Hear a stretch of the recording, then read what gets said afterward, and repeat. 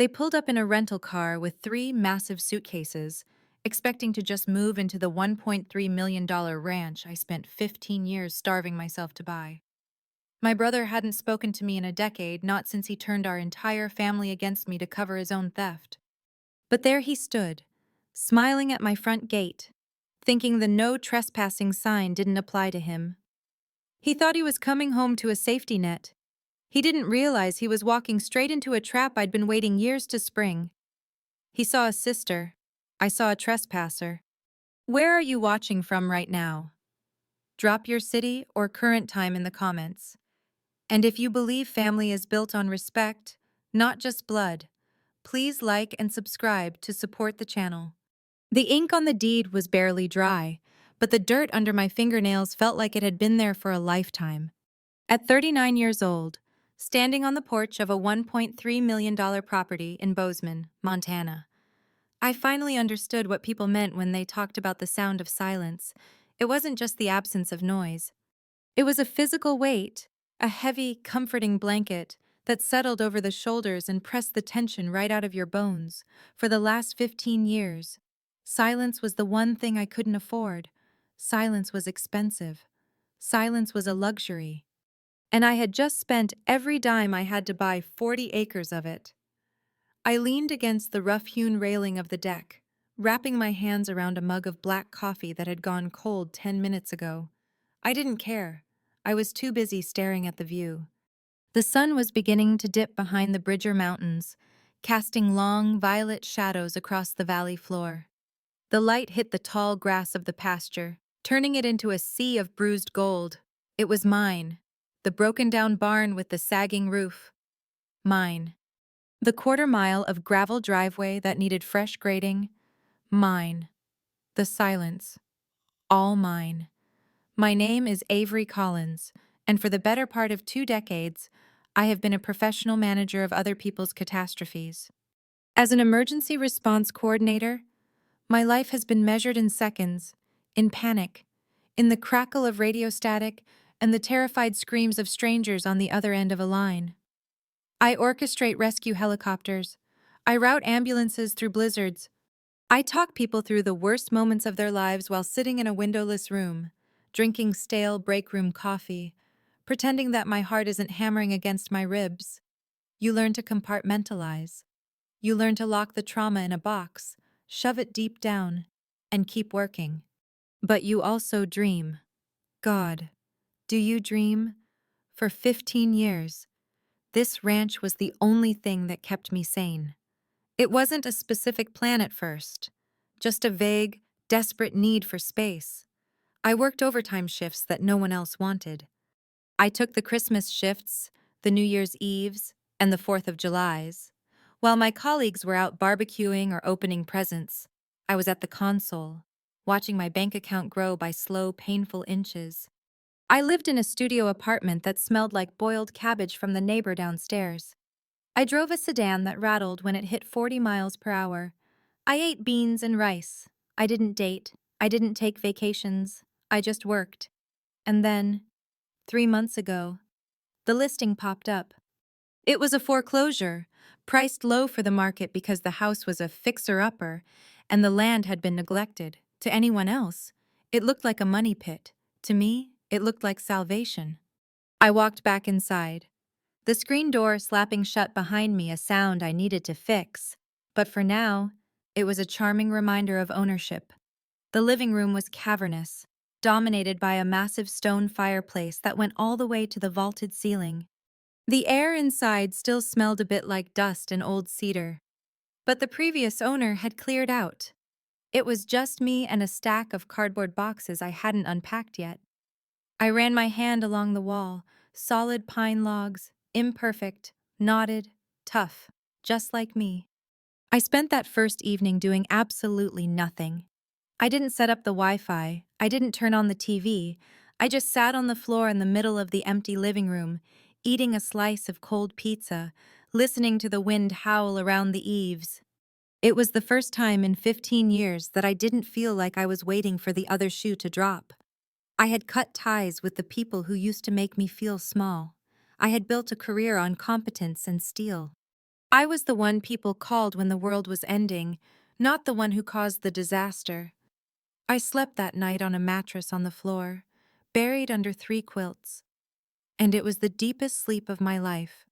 No nightmares, no phantom radio chatter, just the darkness of the Montana countryside.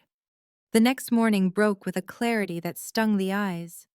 The sky was a hard, brilliant blue, the kind that makes you squint and smile at the same time. I woke up with the sun, a habit from the shift work I couldn't quite shake. I pulled on my boots, threw on a flannel shirt over my thermal, and walked out to the gate. I wanted to walk the perimeter. I wanted to check the fence lines.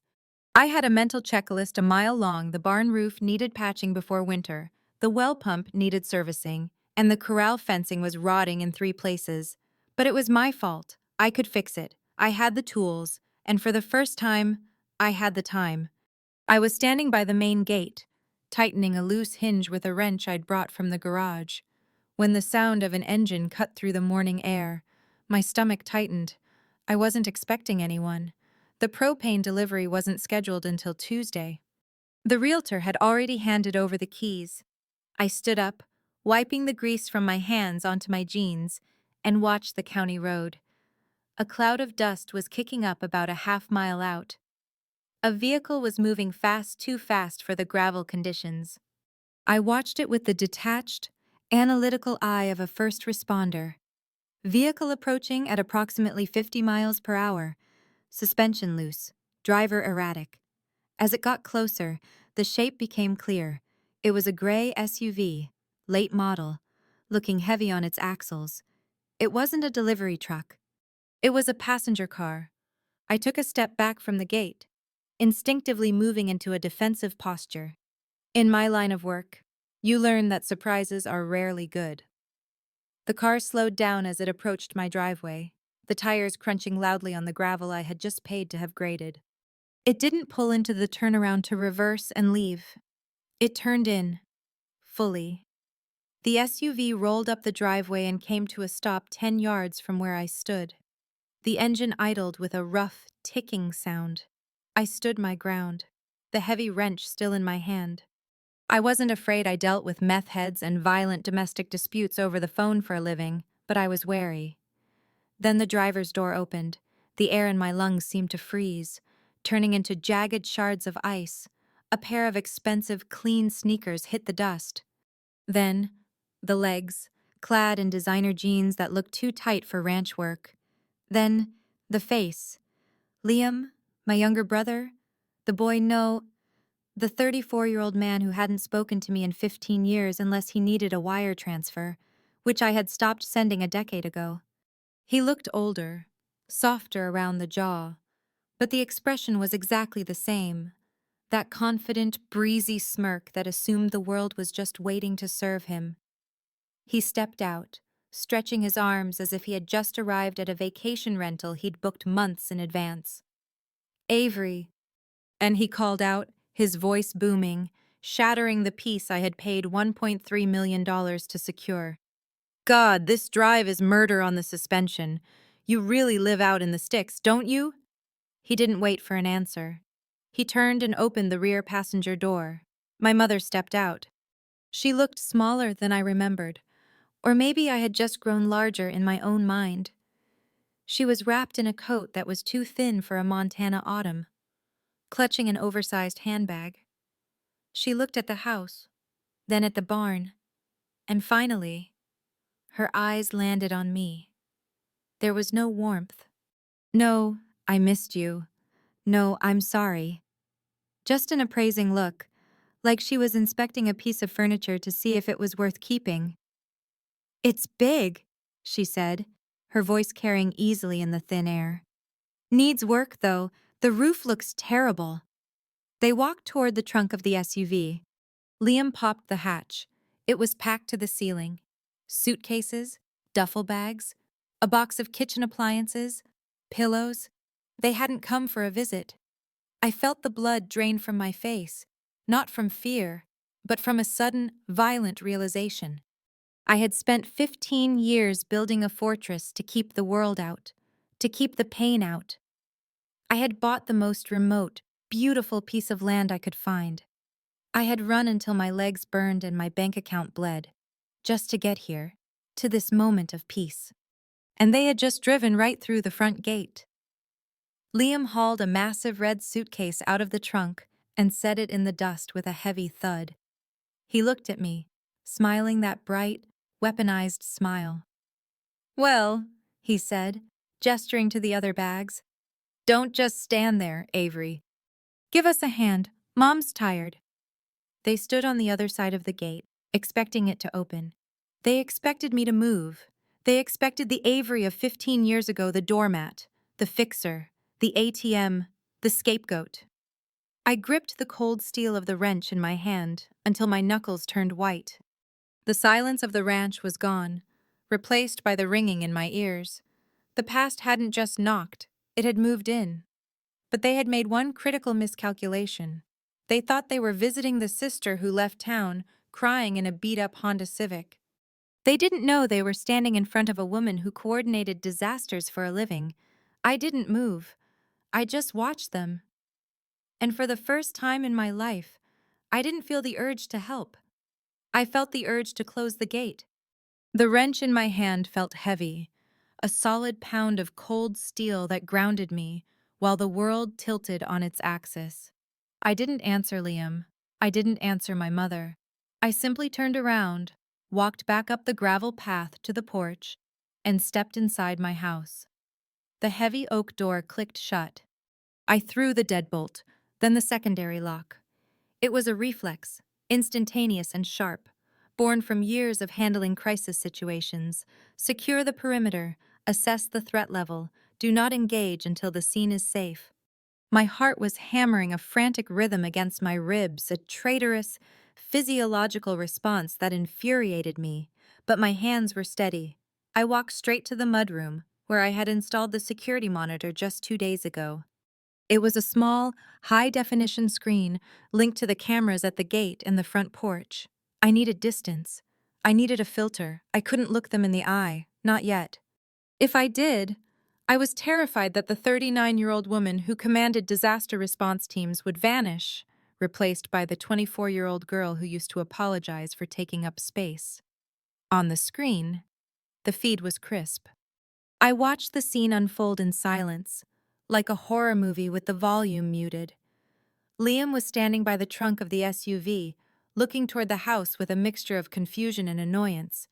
He said something to our mother. I couldn't hear it, but I knew the body language. He gestured at the house, palms up. "What is her problem?" That was the gesture. It was the same gesture he used when he crashed my first car and asked why I hadn't filled the tank. The same gesture he used when he stole my savings and asked why I was so stingy. He hauled another bag out. Then a third. My stomach dropped. This wasn't a weekend visit. You don't bring 3 oversized Samsonite suitcases and a box labeled kitchen for a weekend visit. You don't bring your own pillows. I saw my mother clutching her orthopedic pillow in its yellowed plastic case, unless you plan to sleep somewhere indefinitely. They were moving in. The realization hit me with the force of a physical blow. I leaned against the counter, breathing through my nose. In 4 counts, hold for 4, out for 4. The tactical breathing technique I taught rookies to keep them from hyperventilating at accident scenes. I watched them on the monitor. Liam was dragging the heavy bags up the front steps now. He didn't look at the beautiful timber framing of the porch or the view of the mountains. He just looked at the front door as an obstacle that was rudely remaining closed. He left the bags in a pile right in front of the door, blocking my exit. I noted dryly and walked up to the camera. His face filled the screen, distorted slightly by the fisheye lens. He looked good, superficially. He had that Collins charm, the strong jawline, and the eyes that sparkled when he wanted something. But up close, in the unforgiving 4K resolution, I saw the cracks. The puffiness under the eyes suggested too much drinking. The tightness around the mouth that hinted at a temper was kept on a short leash. He didn't knock. That was the detail that made my skin crawl. He didn't knock. He just reached for the handle. I saw his hand grasp the lever and push down. It didn't budge. He frowned. pushed harder, then jiggled it aggressively. Avery. His voice was muffled through the thick door, but the camera picked up the audio clearly. Avery, quit playing around. Open up. It's freezing out here. It was 65 degrees, a perfect Montana autumn day. But Liam had always had a low tolerance for discomfort. My mother made her way up the stairs slowly. On the screen, she looked frail, playing up the exhaustion. She stood behind Liam, looking at the camera lens not with suspicion, but with expectation. As if the camera was just another person she could guilt into submission. "She's probably in the bathroom," my mother said. Her voice was exactly as I remembered it, thin, reedy, but with a steel core of judgment. She always had terrible timing. Terrible timing. The phrase echoed in my head, dragging memories out of the dark corners where I'd hidden them. I had terrible timing when I got my acceptance letter to college. The same week Liam got suspended for vandalism. We couldn't celebrate me. We had to focus on supporting him. I had terrible timing when I broke my arm falling off a ladder while fixing the roof, right when Mom had a migraine. I drove myself to the ER. I had terrible timing when I finally left. I stared at the monitor, my fingers gripping the edge of the counter until they turned white. They were acting as if the last 15 years hadn't happened. As if the silence between us was just a pause in a conversation. Not a chasm I had dug with my own hands to protect my sanity. Liam pounded on the door now. Thud, thud, thud. "Avery, seriously, Mom needs to sit down. We've been driving for 2 days. The least you can do is let us in." The least you can do. That phrase was the anthem of my childhood. I was always doing the least I could do, which somehow always meant giving everything I had. I looked around my living room, my sanctuary. The boxes I hadn't unpacked yet. The dust motes are dancing in the shafts of sunlight. This was mine. I had bought it with sleepless nights, with adrenaline overdoses, with holidays spent listening to people scream. I had paid for every square inch of this wood and glass with my own life force. And they stood there, on the other side of 2 inches of oak, assuming it was theirs. Why? Because I was the sister. Because I was the daughter. Because in the script they had written for our family, I was the supporting character who held the safety net while the stars walked the high wire. I felt a surge of nausea. Not fear, not exactly. It was a regression. For a second, I felt small. I felt the urge to unlock the door, to apologize, to make them coffee, to ask if they needed money, to fix whatever disaster had brought them here. My hand actually twitched toward the lock. Then, I looked at the monitor again. Liam had stopped pounding. He was leaning against the doorframe, checking his phone. He looked bored. He wasn't worried about me. He wasn't wondering if I was okay. He was just annoyed that the service he expected was running slow. He looked up at the camera, looked right into the lens, and winked. A wink. Like we were in on a joke together. Like he hadn't turned my entire extended family against me. Like he hadn't told Aunt Sarah I was on drugs to explain why I stopped coming to Thanksgiving. I was working double shifts to pay off the debt he stuck me with. Like he hadn't told Mom I stole her jewelry, he pawned it. That wink broke the spell. The nausea receded, replaced by a cold, hard clarity. It was the same feeling I got when I sat down at my console at the start of a shift. The headset goes on. The world narrows down. The emotions get put in a box. I wasn't 24 anymore. I wasn't the girl who cried in the garage. I was the woman who had coordinated the evacuation of 300 people during the wildfire of 21. I was the woman who talked a jumper off a bridge last Christmas Eve. I had handled active shooters, floods, and multi-car pileups. I could handle a 34-year-old man with a suitcase and an entitlement complex. I didn't unlock the door. Instead, I walked over to the kitchen table where my battle binder lay. It wasn't really a battle binder, that's just what I called it in my head. It was a thick, black accordion folder containing every legal document regarding this property. The deed, the title insurance, the survey maps, and, in the back pocket, a printout of a bank transfer history from 15 years ago, and a notarized letter I had written to myself the day I left, listing every single thing they had done, just in case I ever forgot, just in case I ever got soft. I picked up the folder. It felt heavy, substantial, a shield. I walked back to the door. On the monitor, Liam was kicking the bottom of the door lightly with his toe. A rhythmic, annoying tap, tap, tap, tap. I took a deep breath. I didn't open the door wide. I didn't throw it open to embrace them.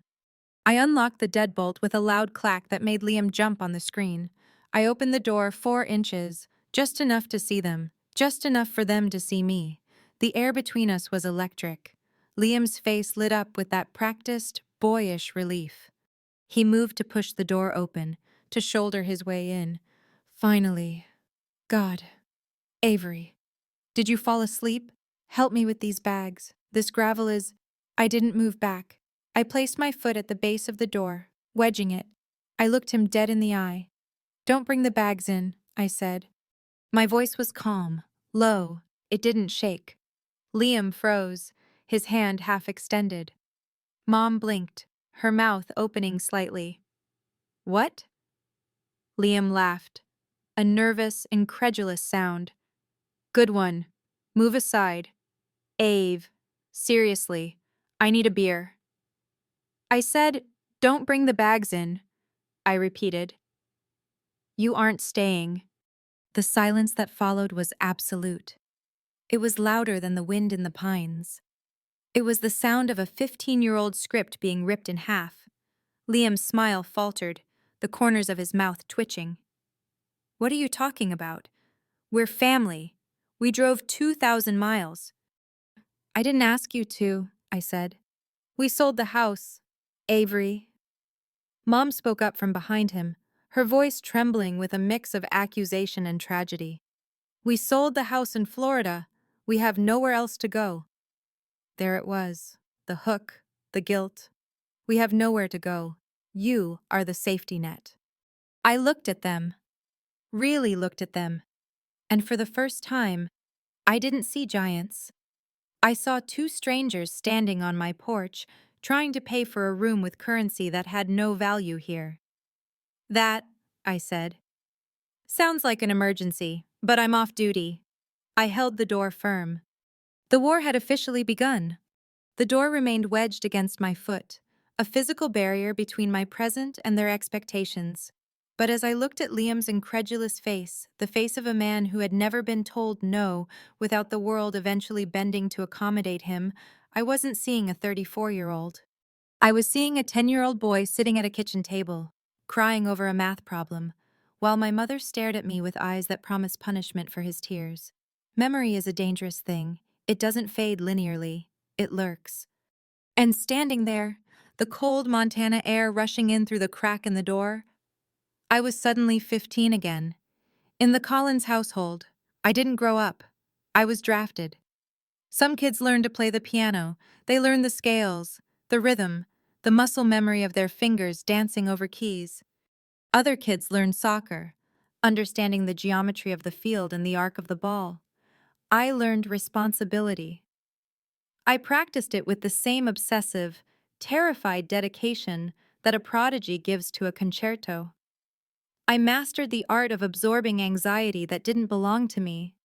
By the time I was 15, I knew the exact dollar amount of the overdue electricity bill by the color of the envelope lying on the counter. Pink meant warning, red meant shut off. That winter, the winter of '99, was brutal, even by Montana standards. The temperature dropped to 20 below and stayed there for 3 weeks. I got a job at the service station off Highway 90. It wasn't glamorous. I wasn't a barista making cute foam art.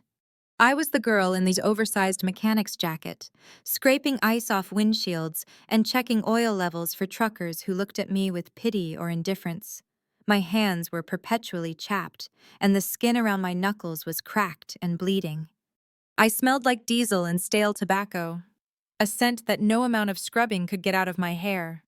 I worked weekends and evenings after school, sometimes pulling 20 hours a week on top of a full course load. I remember one Friday night vividly. I had just cashed my paycheck a meager sum, maybe $140. It was a fortune to me. I had plans for that money. I needed new boots because the sole of my left one had split, letting the snow melt against my sock. I walked into the kitchen, shivering, the envelope tucked into my back pocket. Mom was sitting at the table, her head in her hands. The house was dark, the heater wasn't running. "The furnace blower is shot," she said without looking up. Her voice was thin, bordering on the hysteria that I had learned to dread. "The guy came. He said it's 200 for the part, plus labor. I don't have it, Avery. I just don't have it." She didn't ask me for the money. She never asked. Asking implies a question, and a question implies the possibility of a no. She simply presented the catastrophe and waited for me to fix it. It was a silent extortion. I didn't say anything. I didn't talk about my boots. I walked over, took the envelope out of my pocket, and placed it on the table. "I have 140, I said. "Maybe he'll take a partial payment." She took it. She didn't say thank you. She just sighed, a sound of relief that was solely for herself, and said, "Call him in the morning, will you? I can't deal with the phone right now." That was the dynamic. I was the resource. I was the infrastructure. 2 years later, at 17, I added a paper route to my resume. I woke up at 400 a.m. every single morning, while Liam was sound asleep, wrapped in flannel sheets, dreaming whatever dreams a boy with no worries has. I was driving Mom's beat-up Ford Taurus through the pitch-black streets, throwing newspapers onto driveways. The silence of 400 a.m. became my closest friend.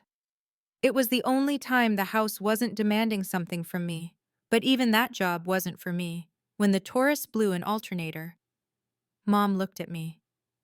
"You use it the most," she reasoned. So, my paper route money paid for the car I used to deliver the papers, so I could pay for the car. It was a snake eating its own tail, and I was trapped in its belly. And then there was Liam.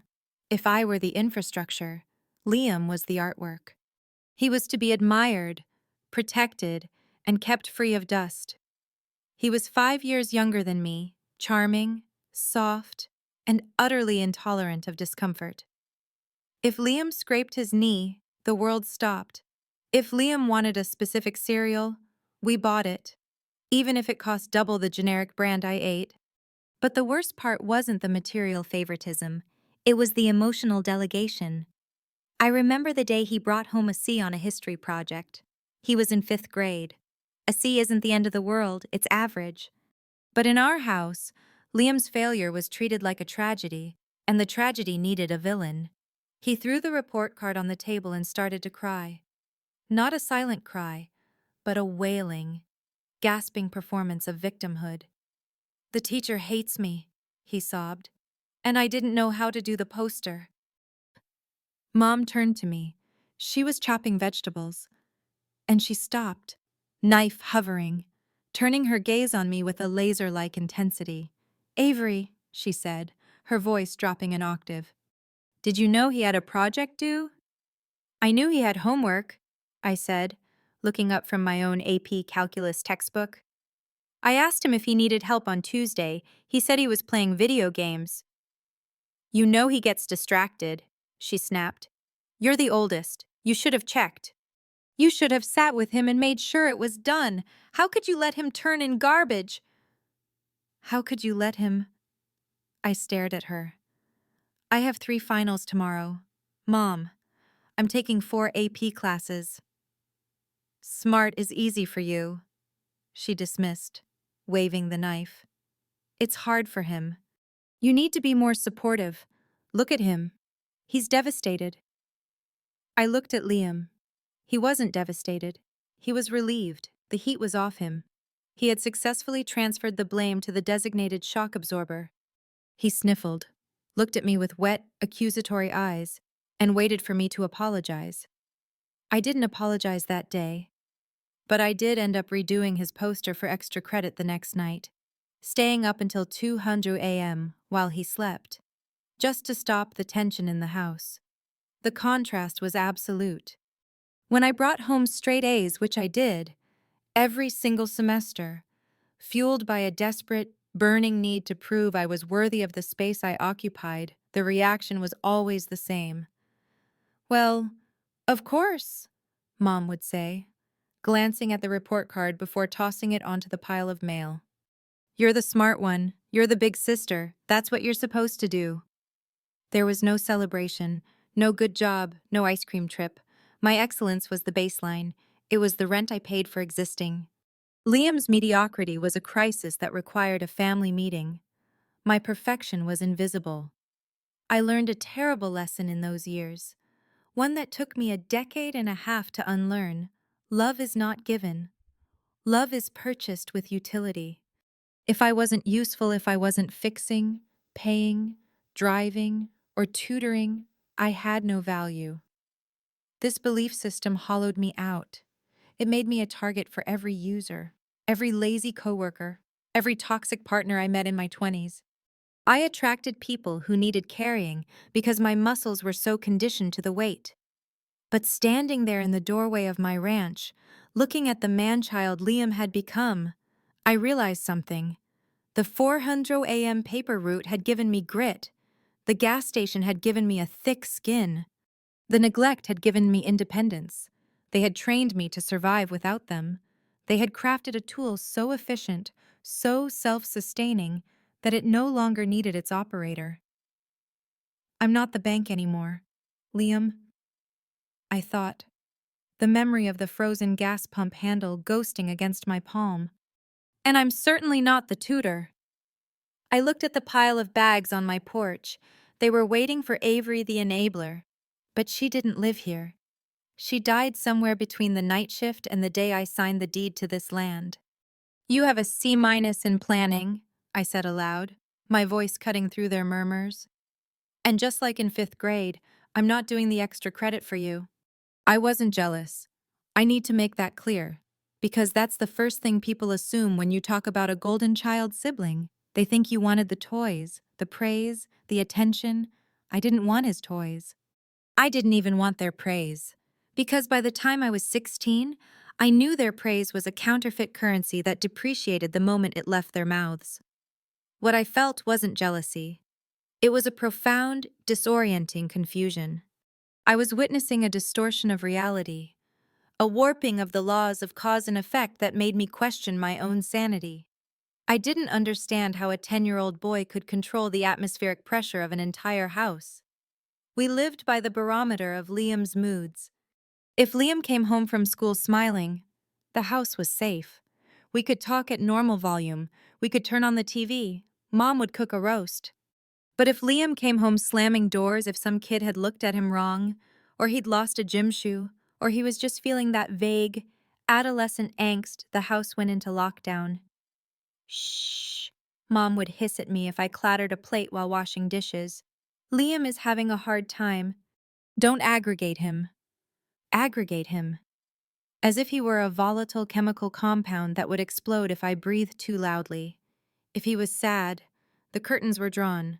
If he was angry, I was told to be the bigger person and absorb the blow. I became a lightning rod installed solely to keep the house from burning down. But the emotional bias didn't stop at mood management. It evolved into something more insidious, a rewriting of history. It started with small things, physical objects. If the remote control was missing, Mom didn't ask. Who had it last? She looked at me and said, "Avery, where did you put it?" It didn't matter that I hadn't watched TV in 3 days because I was working double shifts at the diner. The logic was, Liam wouldn't lose it, because Liam is perfect. Therefore, Avery lost it. If we were late for a dentist appointment because Liam couldn't find his other sneaker, I was the one who lectured in the car. "You should have made sure he was ready," Mom would say, gripping the steering wheel, her knuckles white. "You know he has no sense of time." Now we look irresponsible. We, the royal we of shame. But all of that, the lost keys, the missed appointments, the broken vases blamed on my clumsiness, was just the rehearsal. The dress rehearsal for the moment that finally severed the artery of my trust. It was the summer I was 18. I was months away from escaping to college. Or so I hoped.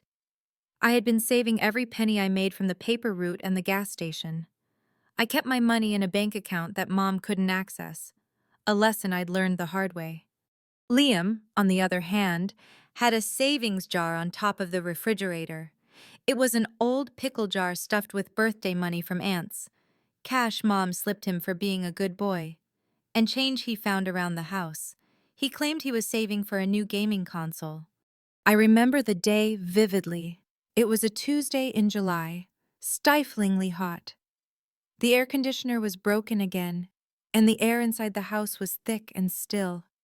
I had just come home from an 8-hour shift pumping gas. I reeked of exhaust fumes and sweat. I was tired in my bones. I walked into the kitchen, craving a glass of ice water. Mom was sitting at the table. Liam was standing next to her. The pickle jar was on the table. Empty.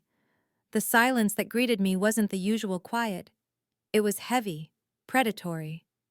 "Sit down, Avery," Mom said. She didn't look at me. She was staring at a spot on the tablecloth. I felt a prickle of alarm on the back of my neck. "What's wrong? Is Dad okay?" My father was long gone, a ghost in his own right. But he was still the default setting for bad news. "Liam's money is gone," she said. I looked at the jar. "Okay. Did he buy the game?" "No," Liam said. His voice was small, trembling. He wasn't looking at me either. He was looking at his shoes. "I went to count it this morning. It's all gone. $200. I frowned, pouring my water. "That sucks. Did you leave the back door unlocked? We've had kids cutting through the yard." "No one broke in, Avery," Mom said sharply. Finally, she looked up. Her eyes were cold, flat. There was no curiosity in them, no investigative sparkle, just a dull, heavy certainty. "Liam says he saw you looking at the jar yesterday." I froze, the glass halfway to my mouth. "What? I didn't even come into the kitchen yesterday until dinner. I was at work, then I went to the library." "I saw you," Liam said, gaining confidence now that Mom had opened the door for him. He pointed a finger at me, a gesture he'd seen on TV court dramas. "You were standing by the fridge. You said you needed money for your car insurance." My jaw dropped. "I paid my car insurance last week, with a check, from my own account, which has money in it because I work." I turned to Mom, expecting her to see the logic. "Mom, think about it. I make $300 a week. Why would I steal $200 from a pickle jar? It makes no sense." It was a valid argument. It was irrefutable logic. But in the Collins house, logic was a foreign language. Emotion was the only native tongue. Mom didn't blink. She didn't ask to see my bank statement. She didn't ask Liam if maybe, just maybe, he had spent the money on candy and comics over the last 3 months and was just now realizing the jar was empty because he wanted the big prize. She didn't consider that Liam might be lying to avoid being scolded for wasting his savings. She just looked at me. And in that look, I saw the truth of my existence. She looked at me with exhaustion. She looked at me as if I were a problem to be solved, an inconvenience to be smoothed over. She didn't care if I did it. She really didn't. What she cared about was that Liam was upset, and someone had to pay to make him stop being upset. If I were the thief, the world made sense. Liam was the victim, Mom was the judge. Order was restored. If Liam was a liar, then her precious boy was flawed, and she had raised a manipulator. That truth was too painful to bear. So she chose the lie. She chose the version of reality where I was the villain. "Just give it back, Avery," she said, her voice dropping to a whisper. "Please. I can't deal with this today. Just give him the money, and we won't talk about it again." "I didn't take it," I shouted, the injustice finally cracking my composure. "I don't have it. I didn't touch it." "Don't lie to me." She slammed her hand on the table. "I know you. You've always been jealous of him. You've always resented how easy he has it. You did this to spite him." Jealous. There was that word. I looked at Liam. He was peeking out from behind Mom's shoulder. He wasn't crying anymore. He was watching me with a strange, detached curiosity. He knew he was lying. He knew I knew he was lying. But he also knew he had won. He had successfully summoned the enforcer to crush his enemy. I realized then that the money wasn't the point. The point was power. He had tested his power, and it worked. He could point a finger, and Mom would execute the sentence. I reached into my back pocket and pulled out my wallet. My hands were shaking so hard I could barely open it. I took out all the cash I had, my tips from the week. $60. I threw it on the table. "That's all I have on me," I said, my voice shaking. Take it and choke on it." "That's not 200, Liam whined. "It's enough," I screamed, a sound that ripped out of my throat, raw and ugly. "It's enough." I turned and ran to my room. I didn't cry. I didn't throw things. I sat on the edge of my bed, staring at the wall, while the sounds of Mom soothing Liam drifted down the hall. "It's okay, honey," she was saying. "We'll get the rest later. She's just having an episode." An episode. That was the moment I was expelled from the family narrative. I was no longer the daughter. I was the unstable element. I was the thief. I was the jealous sister. I sat there, dry-eyed, and made a vow. I vowed that I would never, ever let them control my reality again. I vowed that I would build a life where facts mattered, where logic prevailed, and where no one could accuse me of stealing what I had earned with my own blood and sweat. 15 years later, standing on my porch, looking at the no trespassing sign I had nailed to the fence post, I realized that the $200 was the best investment I ever made. It bought me the clarity I needed to leave. And now, they were back, looking for another payout. But the bank was closed, permanently. People think family estrangement is a nuclear explosion. They imagine screaming matches, shattered plates, and doors slammed so hard the plaster cracks. They imagine a singular dramatic day of severance, where lines are drawn and sides are chosen. But in my experience, being pushed out of your own family isn't an explosion. It's erosion. It's the slow, quiet grinding of water against stone until the stone simply isn't there anymore. After the incident with the missing $200, the incident where I was branded a thief in the court of Collins, there was no shouting. Mom didn't ground me. Liam didn't taunt me. Instead, something far more chilling happened. I became a ghost. I was living in the house, paying rent in the form of chores and emotional absorption. But I had ceased to exist as a person they engaged with. I was redacted from the daily manuscript of their lives. It started with dinner. For 18 years, dinner was a mandatory formation. We ate at 6:00 p.m. If you weren't there, you were interrogated. But 3 days after the accusation, I walked into the kitchen at 6:05 p.m., exhausted from a shift at the library. The table was set for two. Mom and Liam were already eating. Meatloaf and mashed potatoes, my favorite. Though I doubted that was intentional, they were laughing about something Liam had seen on TV. The air in the kitchen was warm, filled with the smell of gravy and domestic normalcy. I stood in the doorway, my backpack heavy on my shoulder, waiting for them to notice me, waiting for Mom to jump up and say, "Oh, Avery, grab a plate." They didn't look up. Liam continued his story, talking with his mouth full. Mom nodded, her eyes fixed on his face with that adoring, soft-focused gaze she reserved only for him. I cleared my throat. "Is there any left?" Mom turned her head slowly, as if interrupted by a telemarketer. "Oh," she said, her voice flat. "We thought you were working." "There's some bread in the bin." I wasn't working. My schedule was on the fridge, right next to the empty pickle jar. She knew I wasn't working. "I'm not working," I said. "It's Tuesday." "Well," she shrugged, turning back to Liam. "We've already eaten. You can make a sandwich." It wasn't a punishment. Punishment requires acknowledgement of the crime. This was dismissal. I wasn't worth the plate. I wasn't worth the timing.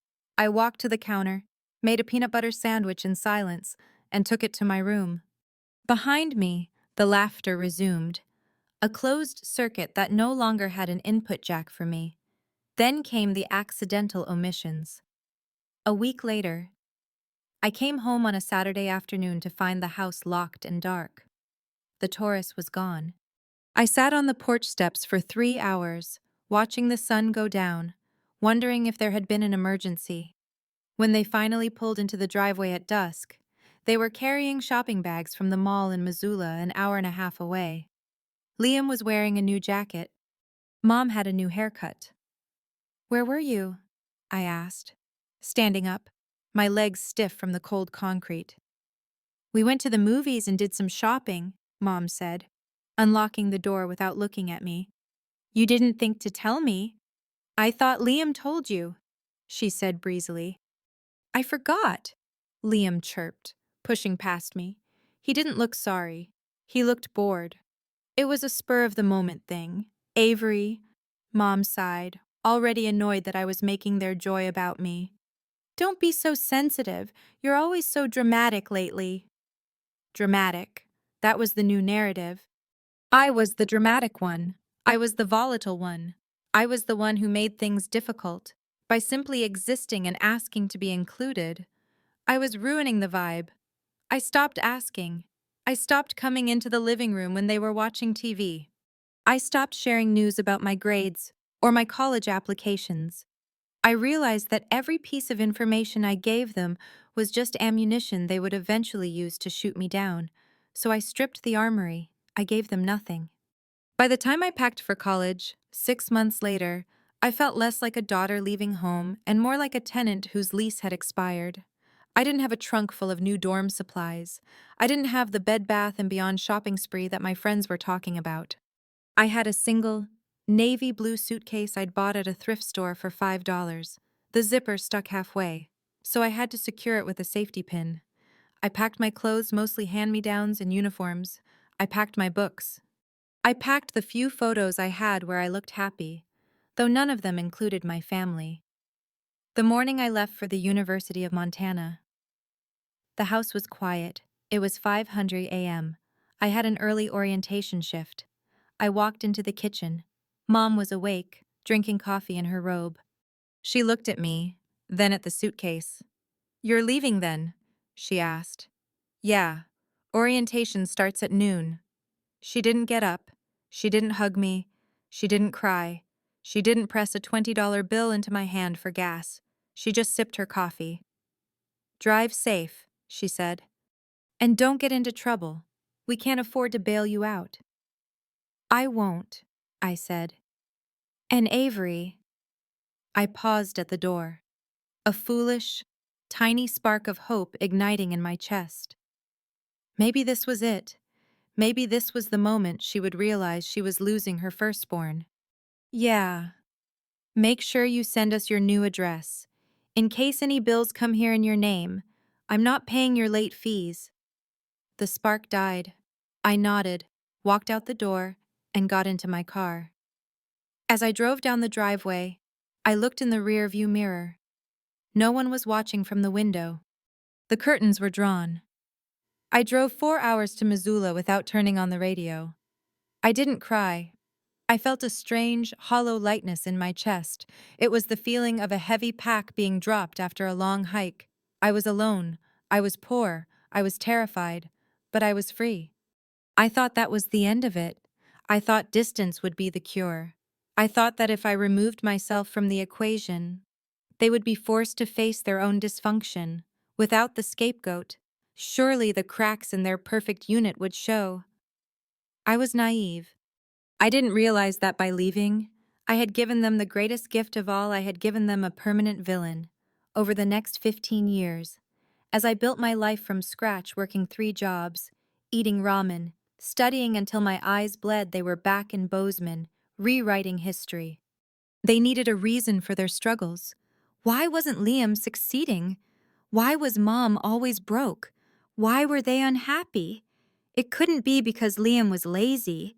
It couldn't be because Mom was an enabler. No, that would require introspection.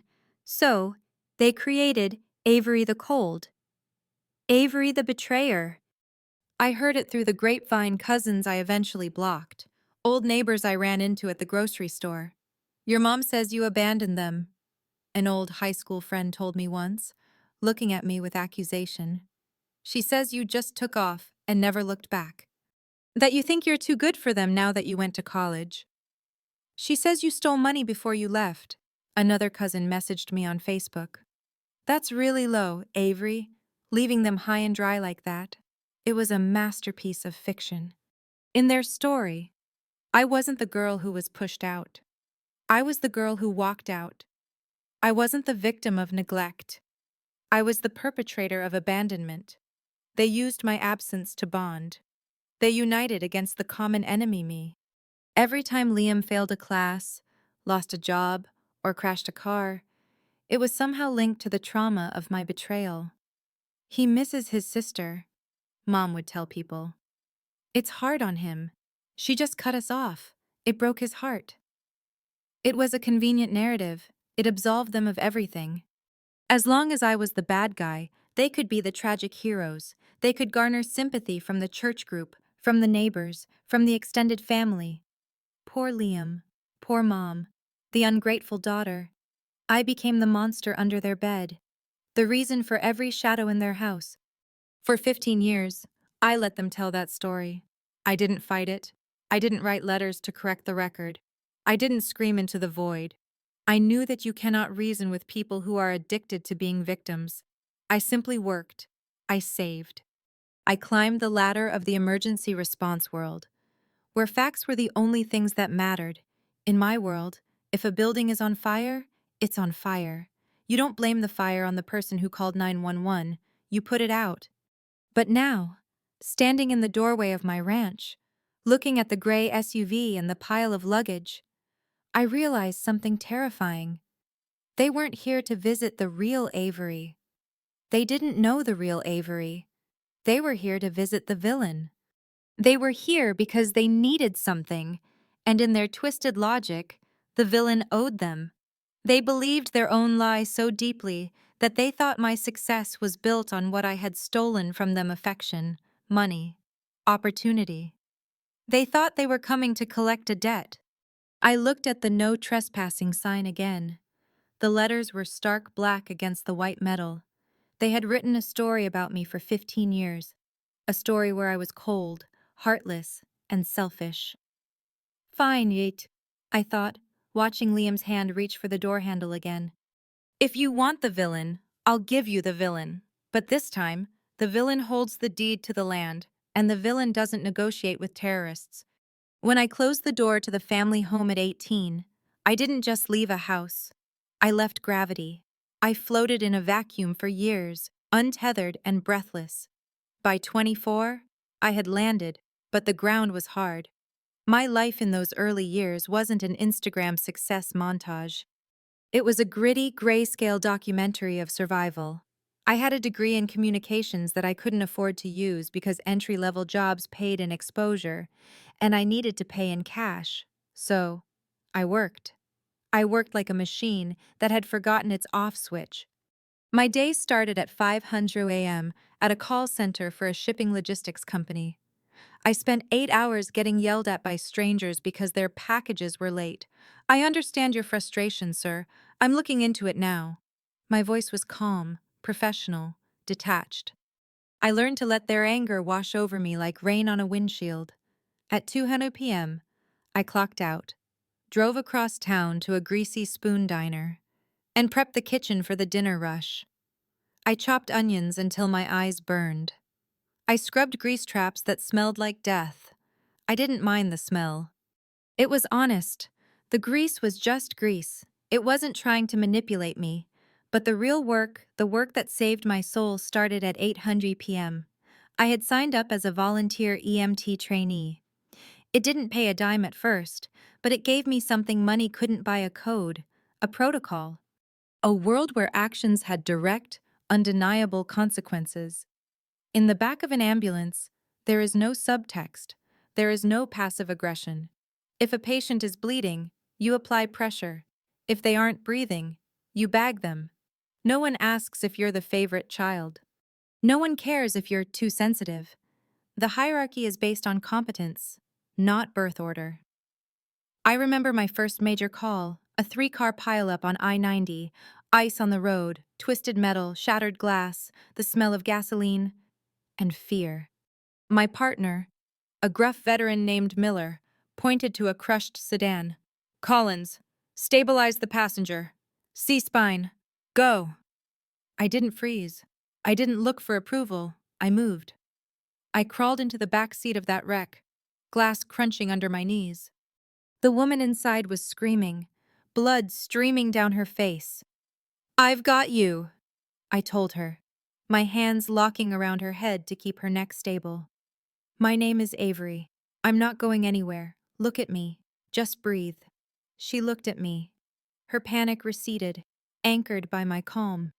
In that chaos, I was the most important person in her world. Not because she loved me, but because I was competent. I was useful in a way that couldn't be faked. That night, washing the blood off my hands in the station sink, I felt a strange sensation in my chest. It wasn't pride, it was relief. For the first time in my life, I had been in a high-pressure situation, and I hadn't been the problem. I had been the solution. I lived in a studio apartment above a laundromat. The rent was cheap because the whole building shook during the spin cycle. I didn't own furniture. I slept on a mattress I found on Craigslist. My dining table was 2 cardboard boxes taped together, covered with a scarf to make it look homey. I ate ramen, canned beans, and whatever mistakes the diner kitchen was throwing out. I was lonely. God, I was lonely. There were nights I stared at my phone, willing it to ring, wishing my mom would call just to ask how I was, even if I knew she wouldn't. The silence of the apartment was sometimes deafening, but it was my silence. No one was stealing my tips from a pickle jar. No one was blaming me for their bad mood. If I left a cup on the counter, it was there when I came back. If I had $20 in my wallet, it stayed $20. I started to climb, slowly, painfully. I took every certification course the department offered: ACLS, PLS, hazmat. I studied on my breaks at the call center. I practiced intubation on mannequins until I could do it blindfolded. The volunteer gig turned into a paid part-time position, then full-time. I discovered I had a talent for the radio, the dispatch center, the chair. Most people hate dispatch. It's high stress, high burnout. You are the voice in the dark, hearing the screams but never seeing the resolution. But to me, it was a symphony. I could look at a map of the city and see the flow of resources. I could juggle 5 units, a fire team, and a hysterical caller without raising my pulse. Unit 4 route via main, avoid the construction. Unit 2 stage at the intersection. Caller, stay on the line. I need you to unlock the door. My voice became known in the department. "Collins is on the desk," the field crews would say. "We're good." That sentence, "we're good," was the highest praise I could imagine. It meant I was trusted. It meant I was a shield. I moved up. Shift supervisor, training officer. Finally, the emergency response coordinator. The job changed me. It stripped away the people-pleaser coating my mother had applied and left the hardened steel underneath. In emergency response, you can't be nice. You have to be clear. If you say maybe, people die. If you say I think, people get hurt. You have to say go. Stop. Now. I learned that boundaries aren't insults. They are safety measures. You don't walk into a burning building without gear. You don't let a drowning victim pull you under. You save them, but you protect yourself first. I started applying that to my life. When an ex-boyfriend tried to borrow money for a sure-thing investment, I didn't agonize. I didn't apologize. I said, "No, that doesn't work for me." And I broke up with him. When a landlord tried to keep my deposit for cleaning fees on an immaculate apartment, I didn't cry. I cited the tenant laws and threatened small claims court. He sent the check the next day. I was building a new Avery. But there was a cost. My colleagues respected me, but few knew me. I didn't talk about my family. When people asked about Thanksgiving plans, I said, I'm working. They assumed I was a workaholic. They didn't know I was a refugee. I watched them go home to their families, to their messy, complicated, loving support systems. I saw the photos on their desks, kids, parents, dogs. My desk was clean, just a calendar and a stress ball. I told myself I didn't need it. I told myself that family was a liability, a weakness in the structural integrity of a life. I was wrong. Of course, we all need connection. But I had found a substitute. I had the voices on the radio. I had the gratitude of strangers I would never meet. I had the control. And then I started to dream of the ranch. I didn't want a mansion. I didn't want a penthouse. I wanted land. I wanted a place where the horizon was far away, where I could see a storm coming from miles out. I wanted a place where I could be the only living thing for acres, where the only demands made on me were by the seasons and the soil, so I saved. I became a miser. I drove the same car for 12 years. I patched my own clothes. I cooked every meal. I put 60% of my paycheck into high-yield savings and index funds. I watched the numbers grow. $10,000, $50,000, $100,000. It wasn't just money, it was freedom points. Every dollar was a brick in the wall I was building between me and the past. And now, at 39, I had cashed in those points. I had bought the ranch. I had reached the summit, standing there on the porch, watching Liam try to wheedle his way into my sanctuary. I felt the weight of those 15 years behind me. I felt the thousands of hours of overtime, the cold pizzas, the lonely Christmases. I looked at his soft hands. Hands that had never scrubbed a grease trap. Hands that had never performed CPR. He thought he could just walk in. He thought he could leverage a biology he hadn't honored in a decade to claim the fruits of my labor. He was talking to the wrong Avery. The Avery he knew would have caved. The Avery he knew would have been afraid of his disapproval. But the Avery standing here was the emergency response coordinator, and she had just identified a hostile intruder in the perimeter. Go home, Liam, I said, my voice as calm as it was when I called a time of death. There's nothing for you here. There is a misconception in this country that doing God's work saving lives, teaching kids, protecting the streets comes with a paycheck that matches the moral weight of the job. It doesn't. You don't get rich being an emergency response coordinator. You get a decent dental plan, a 401k that grows at the speed of a glacier, and high blood pressure. If you looked at my base salary for the last 15 years, the math wouldn't add up. On paper, I shouldn't be able to afford a new truck, let alone a $1.3 million ranch in the heart of the Gallatin Valley, where real estate prices have been driven into the stratosphere by tech billionaires and Hollywood refugees.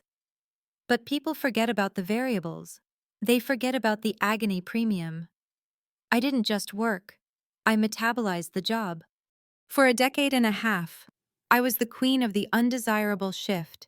In the emergency response world, time is money, but bad time is good money. The graveyard shift, 11:00 p.m. to 7:00 a.m., came with a 10% differential. Weekends were another 15%. Holidays were double time and a half. I didn't see Christmas as a time for eggnog and carols. I saw it as a financial force multiplier. While my colleagues were fighting over who got to stay home with their kids to open presents, I was volunteering. I'll take it, I'd say, keeping my face neutral. They'd look at me with pity, thinking, poor Avery, she has no one. They were right, of course. I had no one. But because I had no one, I had no overhead. I didn't have to buy presents. I didn't have to travel. I sat in the command center on Christmas morning, eating a turkey sandwich from a vending machine, watching the snow fall on the security monitors, and calculating exactly how much that silence was earning me. I became a mercenary over time. If a blizzard hit and we needed coverage, I was there. If a wildfire broke out in the Custer National Forest and they needed a forward operating base coordinator for 3 weeks straight, I packed a bag. I took the hazard pay. I took the sleep deprivation. I traded my circadian rhythm for compound interest. But you can't save your way to $1 million on a municipal salary, not even with overtime. You have to make the money work. This is where the Collins curse, the anxiety, the hypervigilance my mother instilled in me actually became a superpower. I didn't trust the world. I didn't trust the economy. And I certainly didn't trust that a paycheck would always be there. So, I studied the markets with the same intensity I studied triage protocols. I didn't gamble on crypto or whatever get-rich-quick scheme was trending on Twitter. I invested in what I saw on the ground. Working in emergency logistics, you see trends before the Wall Street analysts do. In 2012, I noticed we were having trouble sourcing specific medical tubing. The supply chain was creaking. I researched the manufacturers, found the companies with the best domestic infrastructure, and put my money there. When the pandemic hit and the world fell apart, my portfolio didn't. I had been investing in logistics, in pharmaceuticals, in remote communication tech for years. I didn't panic sell. I held. I watched the numbers tick up not with greed, but with a grim satisfaction. Every percentage point of growth was another brick in the wall between me and poverty. It was another layer of insulation against ever having to ask anyone for help again. I lived like a monk. I drove a 2006 Toyota Corolla until the odometer read 280,000 miles and the dashboard rattled like a maraca. I didn't buy clothes unless something tore. I cut my own hair. My coworkers went to Cabo for vacation. I went to the public library. Was it miserable? Sometimes. I'm not a robot. There were nights I wanted to order sushi and buy a plane ticket to Paris.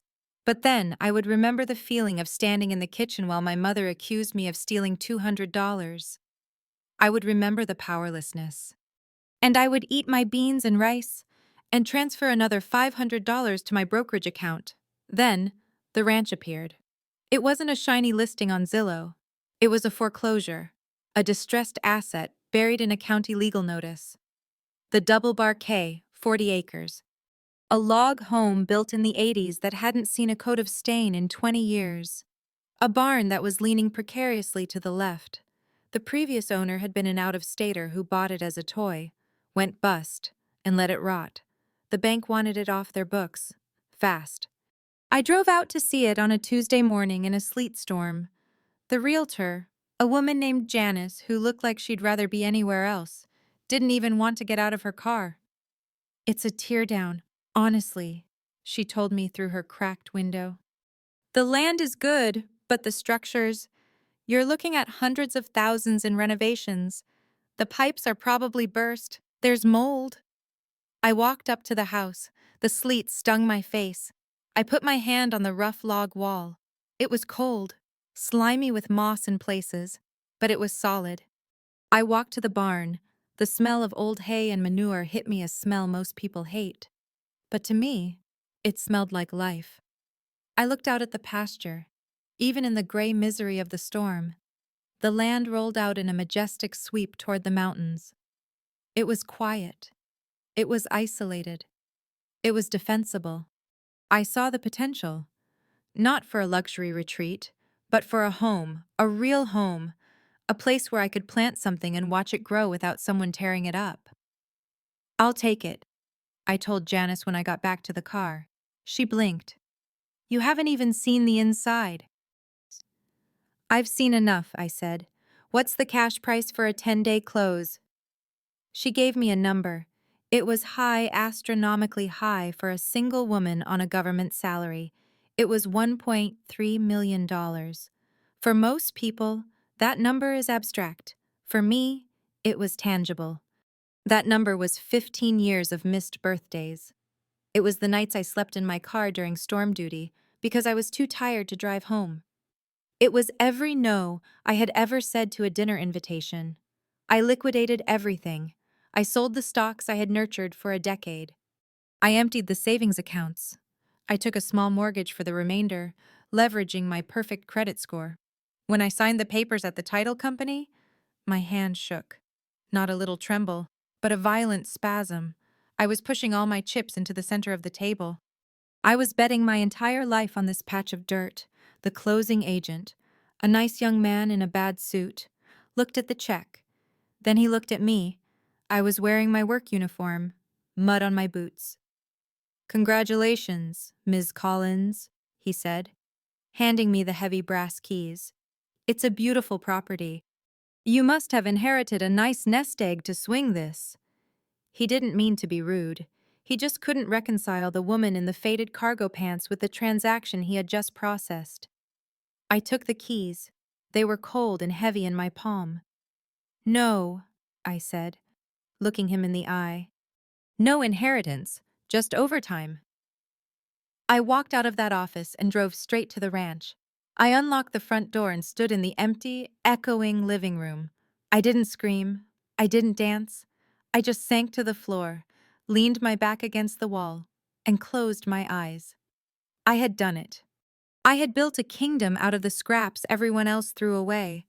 I had turned my trauma into equity.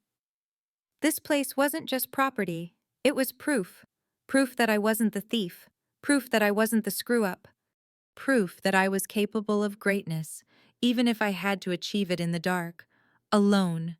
And now, less than 24 hours after I had claimed my prize, the people who had convinced me I was worthless were standing on my porch, trying to wipe their feet on my victory. I looked at Liam through the crack in the door.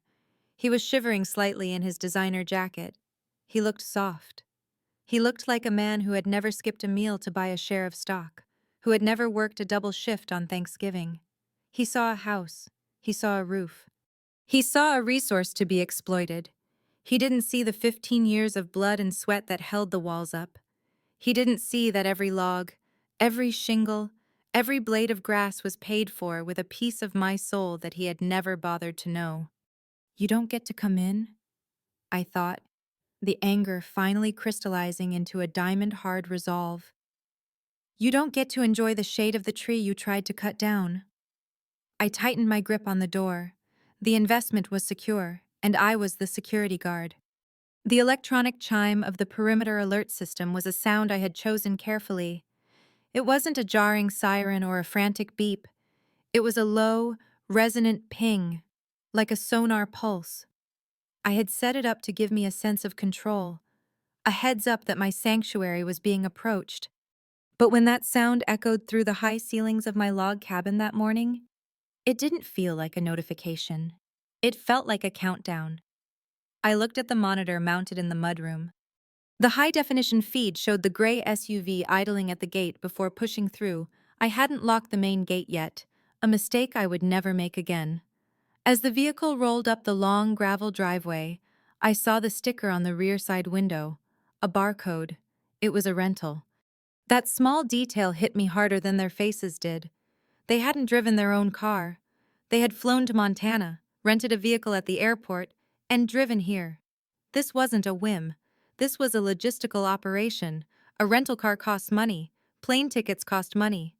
You don't spend that kind of capital unless you are expecting a significant return on investment. And I was the investment. I watched them step out of the car.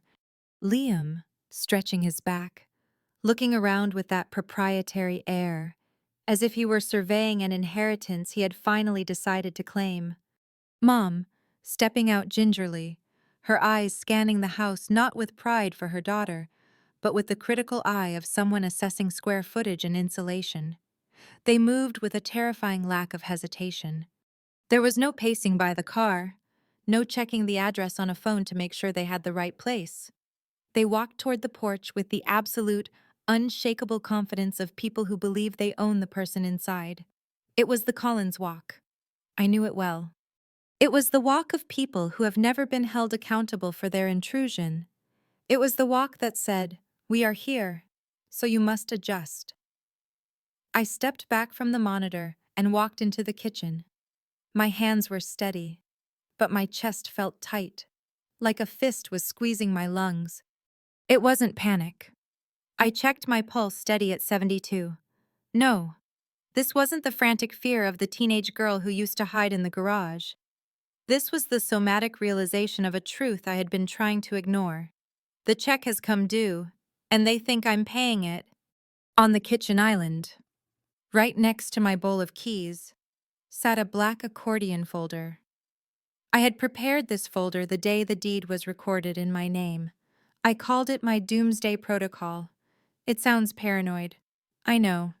Normal people don't keep a legal dossier on their own family ready by the front door.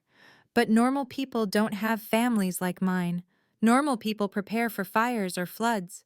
I prepared for Liam and Mom. I picked up the folder. It was thick, heavy. Inside, organized with color-coded tabs, was the history of my liberation. Tab 1, Proof of Ownership.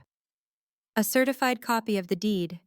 My name, Avery Collins, was the only one on it. Not the Collins Family Trust. Not Avery and Liam. Just me. It was absolute. In the eyes of the law, this land was a sovereign nation, and I was the dictator. Tab 2. The Ledger. This was the most painful part to compile, but the most necessary. It was a spreadsheet I had kept since I was 22. It tracked every single interaction we'd had. 2010. Request for bail money. Liam, denied. 2012. Request for car repair money. Mom, denied. 2015. Email from Mom claiming I owed them for raising me. No response. 2018-2023. Total inbound transfers from family, $0,000. Total birthday cards received, 0. Total Christmas cards received, 0.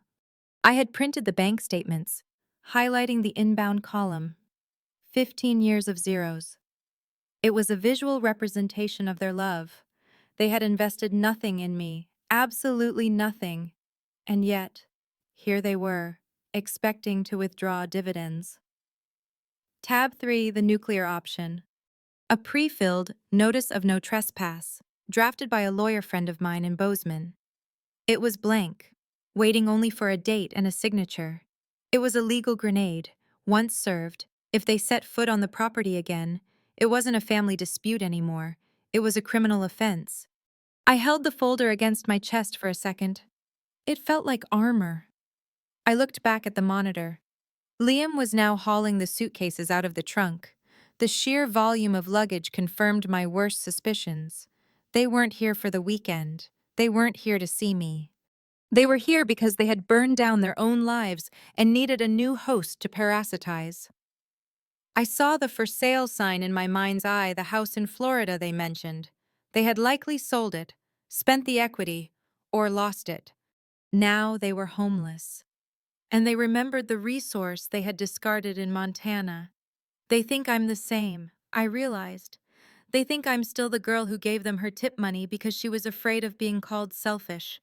I closed my eyes and took a breath.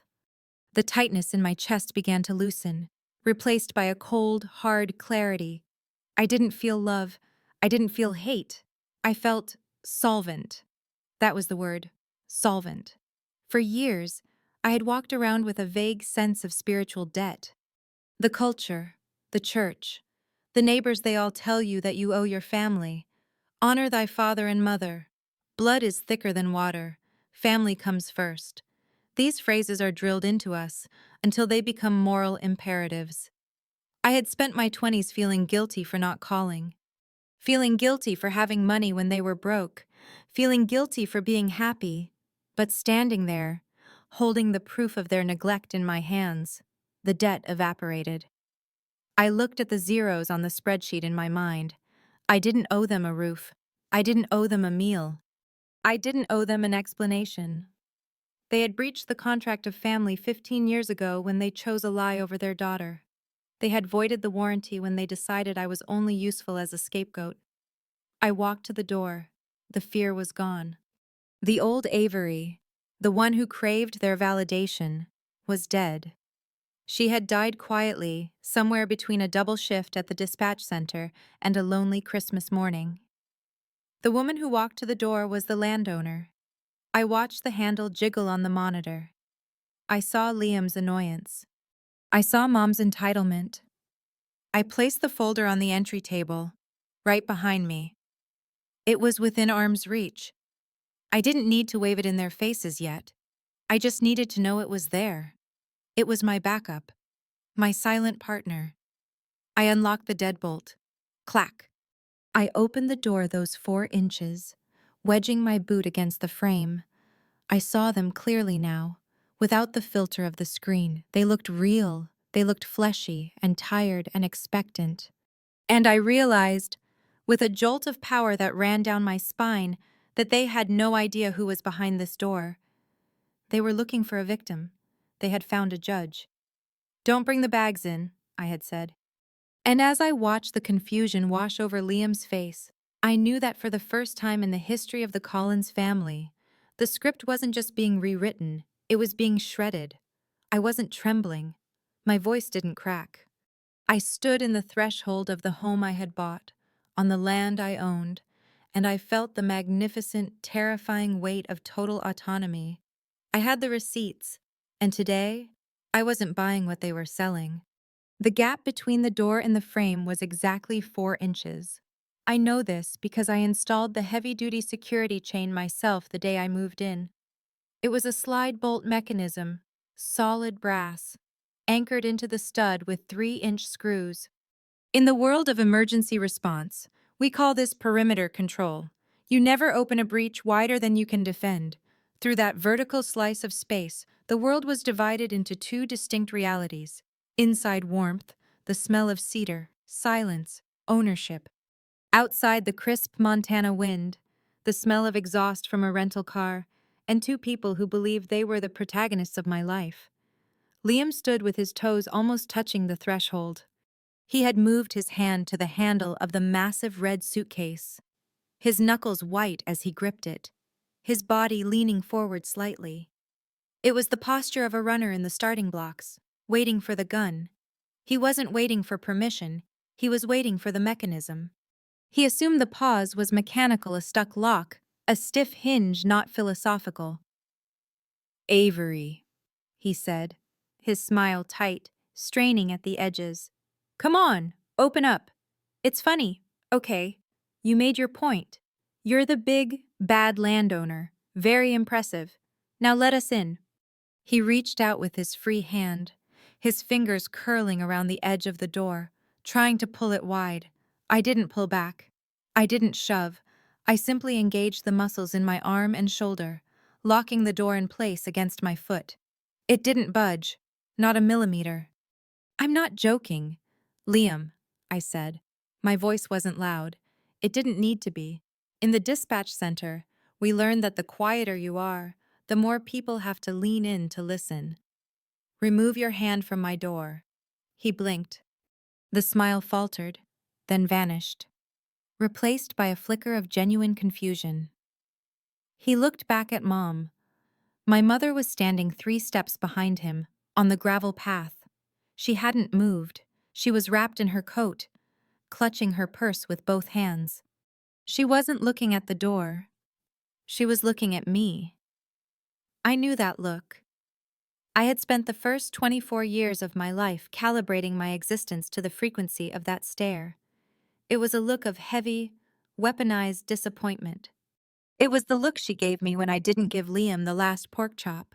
It was the look she gave me when I said I wanted to go to college instead of working full-time to help with bills. It was a look that said, "You are being difficult. You are breaking the contract. Fix it."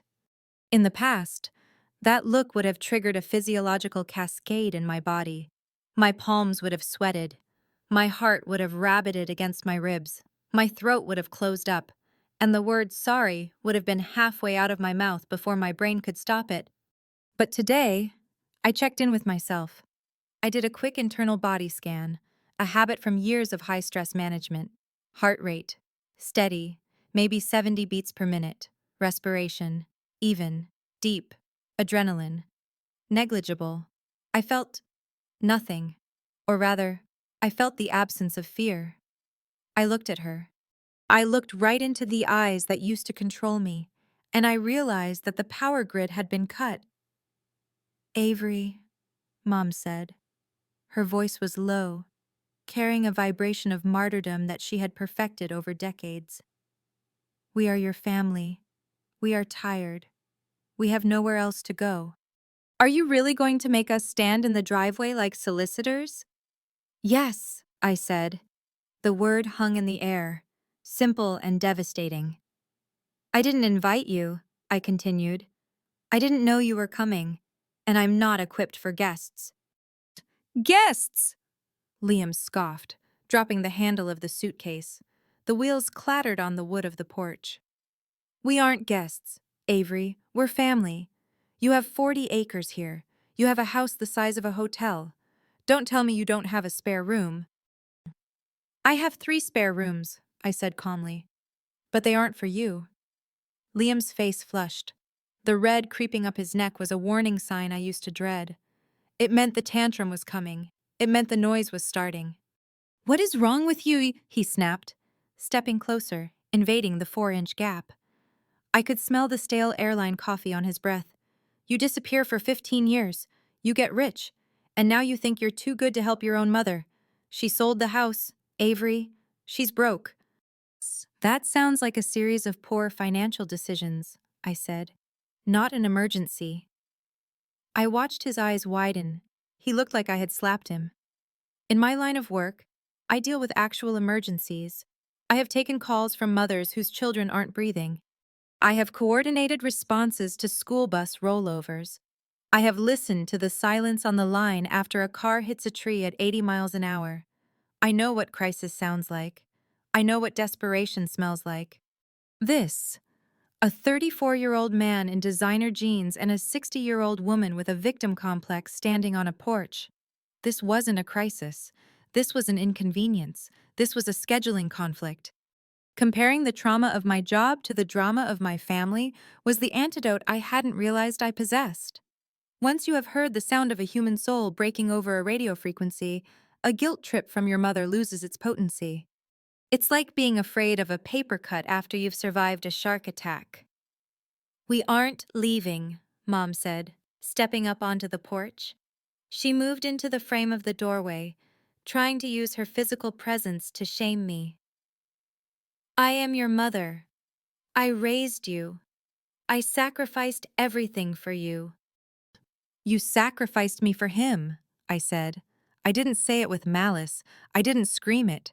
I stated it as a fact, like reading a weather report. Current conditions overcast with a chance of gaslighting. I sacrificed my childhood to pay your bills, I continued, my eyes flicking to the kitchen box by Liam's feet. I sacrificed my education to fix his mistakes.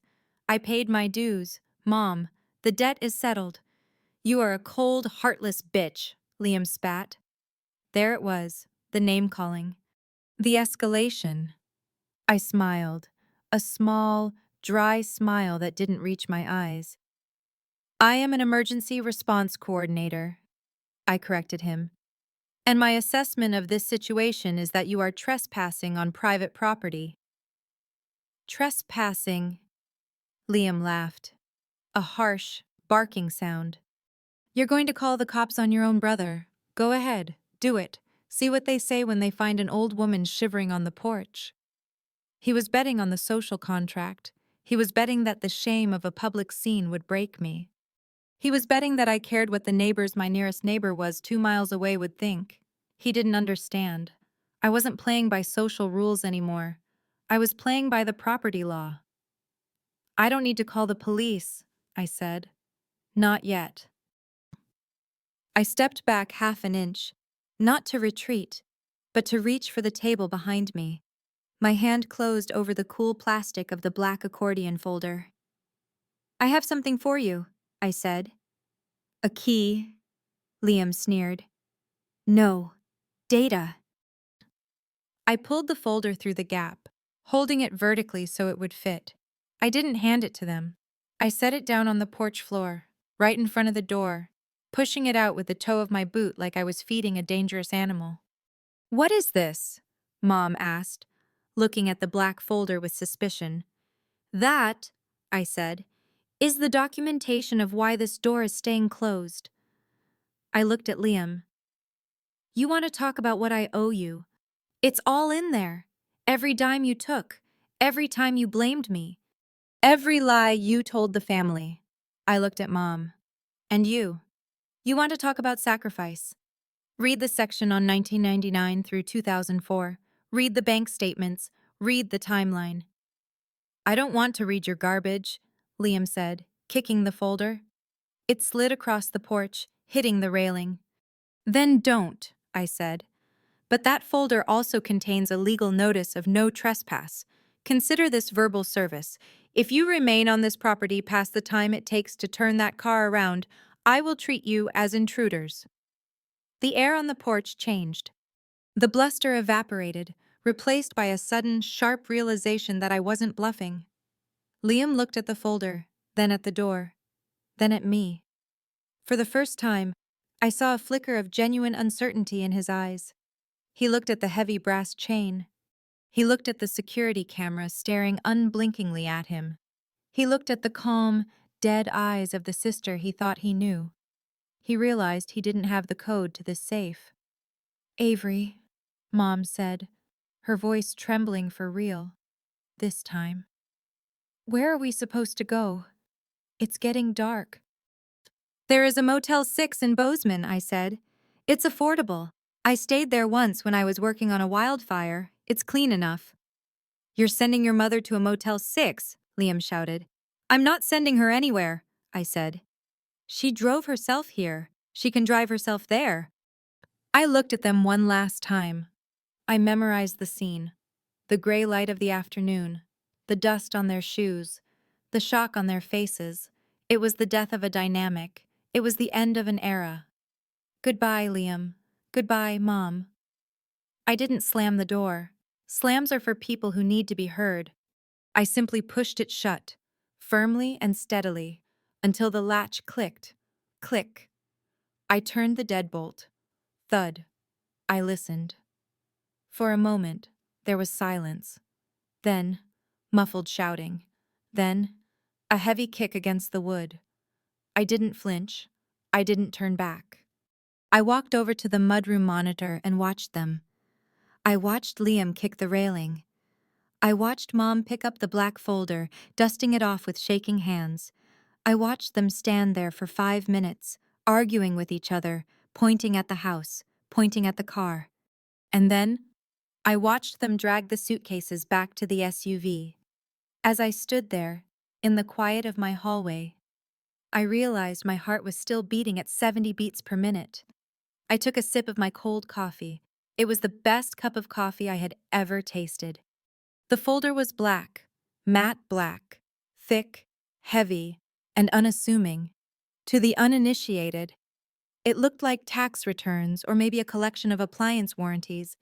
But as I stood there, the 4-inch gap of the door framing the faces of my past, that folder felt like the only weapon I had ever really needed.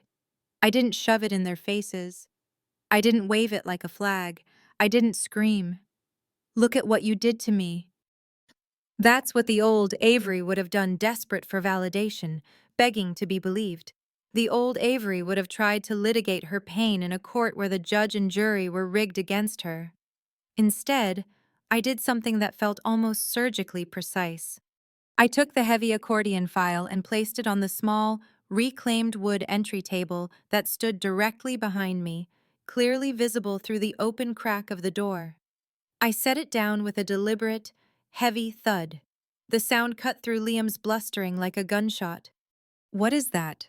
Liam asked, his eyes darting to the black object. His tone was sharp, but there was a wobble in it. He recognized the shape of preparedness. He recognized the geometry of a trap. "That," I said, my voice dropping to a register that was dangerously calm, "is the receipt." "Receipt for what?" Mom asked, squinting. "For everything," I answered. I rested my hand on the cover of the folder, tapping it lightly with my index finger. "This is 15 years of documentation," I said, looking directly at Liam. "I call it the ledger. It contains the bank statements from 2008 showing the unauthorized withdrawals. It contains the screenshots of the text messages you sent to cousin Sarah, claiming I was in rehab when I was actually working double shifts to pay off the credit card you maxed out in my name. It contains the police report from the time you borrowed my car and left it in a ditch. Liam's face went slack.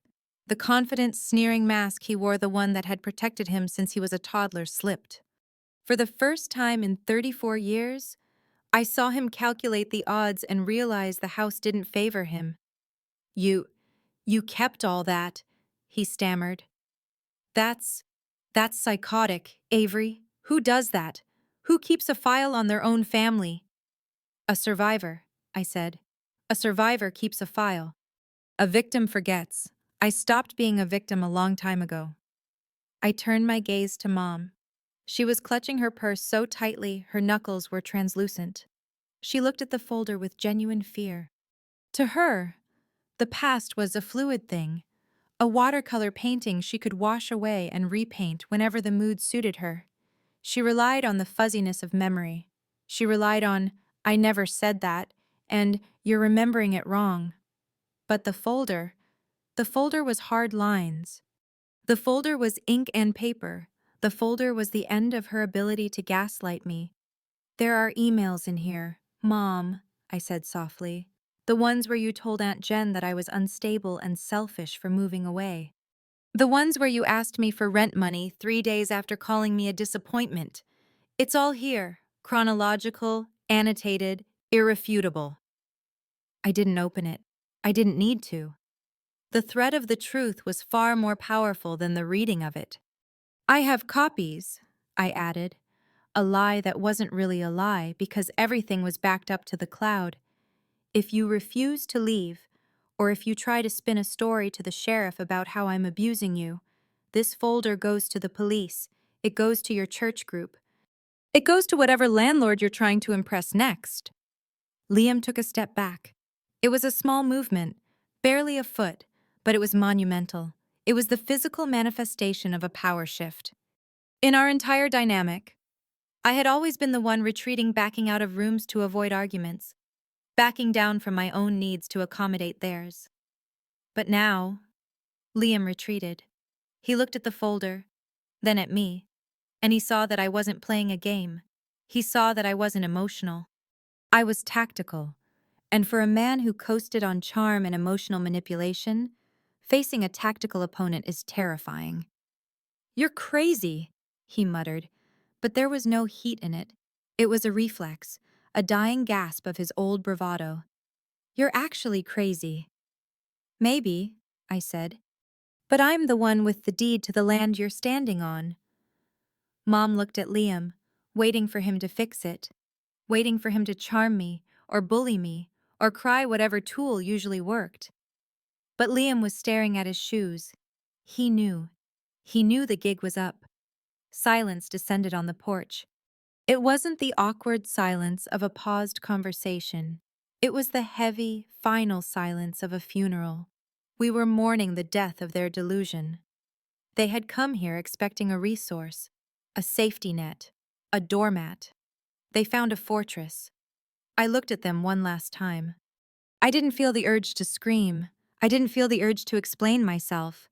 I realized that for 15 years, I had been over-explaining. "I can't give you money because, I can't come home because." I was always offering reasons, hoping they would validate my no. But no is a complete sentence, and the folder was the period at the end of it. "Go," I said. I didn't wait for a response.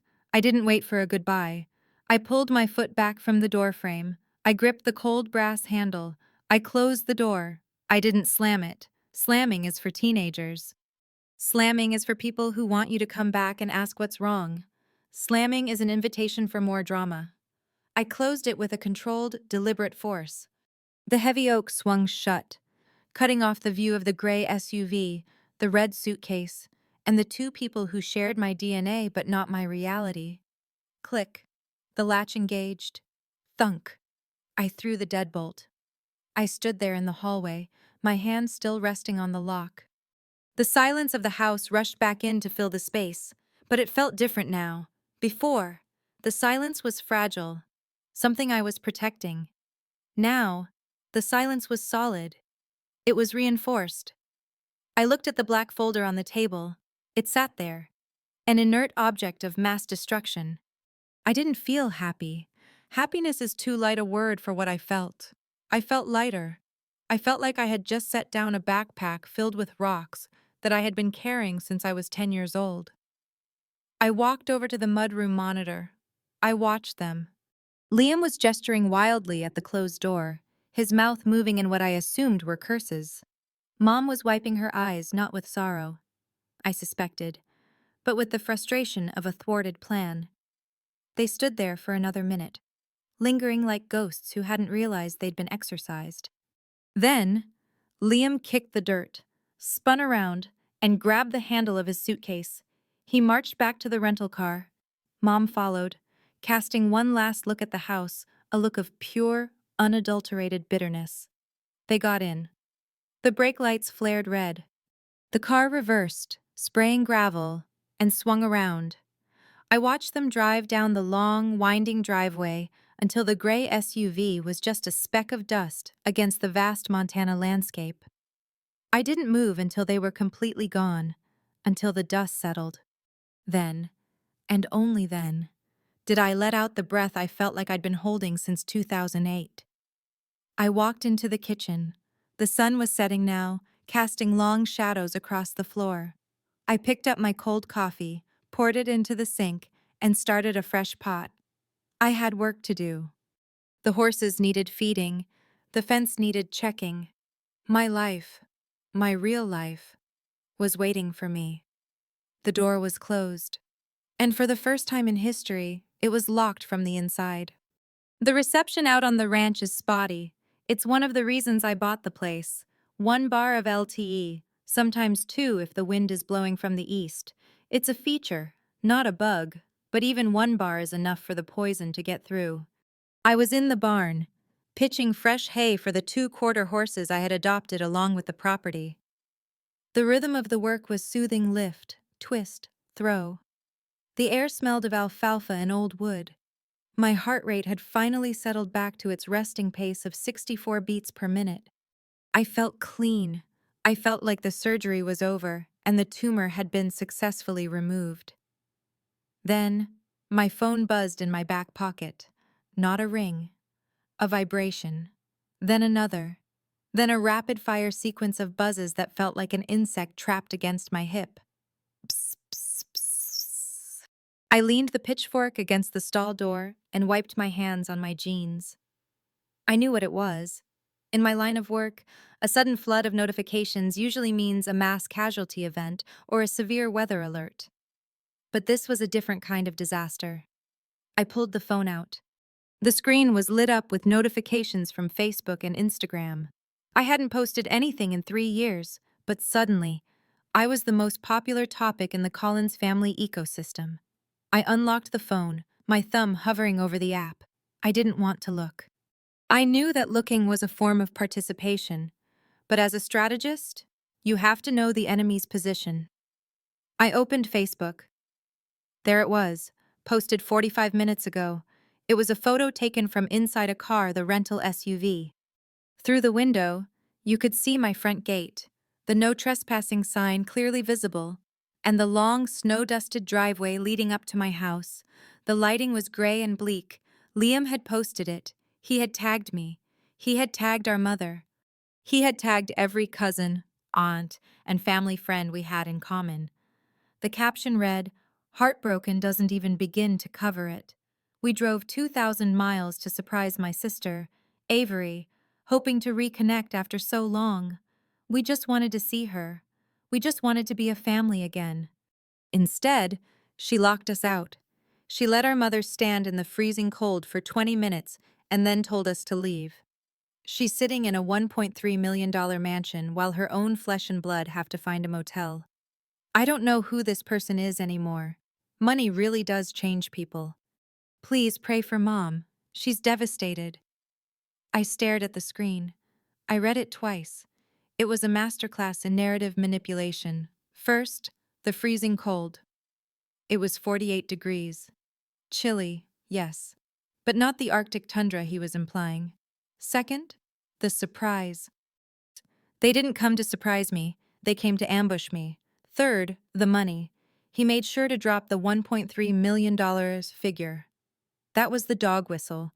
That was the signal to the audience that I was the greedy elite, and they were the downtrodden working class. And then, the comments. They were rolling in like a tide of sewage. Aunt Sarah. Oh my God, Liam, I am so sorry. That is unforgivable. How could she? Cousin Mike. I always knew she was stuck up, but this is a new low, leaving family in the cold. Disgusting. Random friend of Liam's. Wow. Some people forget where they came from. Karma will get her. Mom replying to a comment. I just don't understand what I did wrong. I loved her so much. I just wanted to see my baby girl. I felt a flash of heat in my chest, the old, familiar burn of injustice. I wanted to type. My thumbs hovered over the keyboard. I wanted to scream, I didn't leave you in the cold. You have a rental car with heated seats? You aren't homeless? You're irresponsible. I didn't abandon you. I escaped you. I wanted to upload the photos of the bank statements. I wanted to post the ledger. I wanted to fight fire with facts. But then, I stopped. I looked around the barn. The horses were chewing quietly. The dust motes were dancing in the shaft of light coming through the window. This was real. This piece was real. The phone screen. That was theater. If I commented, I was entering their stage. If I defended myself, I was validating their accusation. In the court of public opinion, the person who explains is the person who is losing. They wanted a fight. They wanted me to look unhinged, angry, and defensive so they could point and say, "See? We told you she was unstable." I remembered a rule from my training: do not engage with a hostile subject who is seeking attention. Secure the scene. Establish boundaries. Document everything. I took a screenshot of the post. I took screenshots of the comments. I saved them to the evidence folder on my phone. Then, I blocked them. I didn't block them because I was hiding. I blocked them because I was done consuming their product. I walked back to the house, the phone heavy in my pocket. I went straight to my office, a small room off the kitchen with a view of the mountains. I sat down at my desk, opened my laptop, and cracked my knuckles. I wasn't going to fight them on Facebook. I was going to fight them on Gmail. I opened a blank email. I typed in Liam's address. I typed in Mom's address. Subject line: notice regarding property and communication. No hi. No how dare you. No emotion. I wrote to Liam and Mother.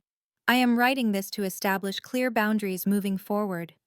Please read the following points carefully. 1. Communication protocol. Effective immediately. I will not accept phone calls, text messages, or social media interactions from either of you. All communication must be conducted via this email address. This creates a written record for both parties. Any harassment via other channels will be blocked. 2. Financial and housing status. I am not a financial resource for this family. I will not provide loans, gifts, or co-sign for any housing. Do not ask. 3. Trespassing warning. You are not welcome at the Double Bar K Ranch. If you return to this property, I will contact the Gallatin County Sheriff's Department and press charges for criminal trespass. This is your formal notice. 4. Defamation and privacy. I am aware of the public posts regarding my character and my property. You are free to live your lives, but you are not free to use my name, my image, or my location to generate content or sympathy online. If you continue to spread demonstrably false information that affects my professional reputation or safety, I will involve legal counsel regarding defamation. I do not wish to argue. I do not wish to make up. I wish to be left alone. Regretfully. Avery Collins. I read it over. It was cold. It was clinical. It sounded like it was written by a lawyer or a robot. It was perfect. It gave them nothing to latch onto. No, I'm hurt, which they would mock. No, I love you, which they would exploit. Just walls. High, concrete walls with razor wire on top. I moved the cursor to the send button. For a split second, the little girl inside me hesitated. "This is it," she whispered. "If you send this, you're really an orphan. You're confirming everything they say about you being cold." I let her whisper.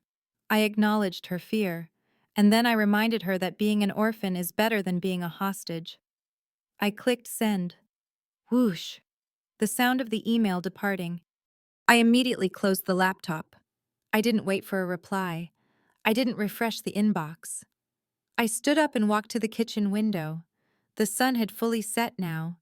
The ranch was bathed in moonlight, the snow on the peaks glowing a soft, ghostly blue. I knew what was happening on the other end.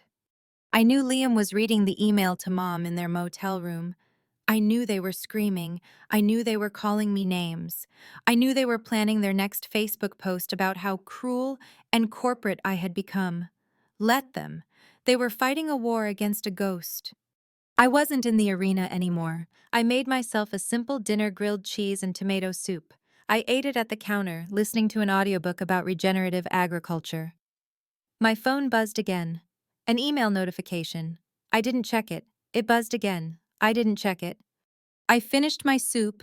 I washed the bowl. I dried it. The buzzing stopped. Silence returned to the ranch. But this time, it wasn't the silence of emptiness. It was the silence of a fortress that had just successfully repelled a siege. I had fired my warning shot.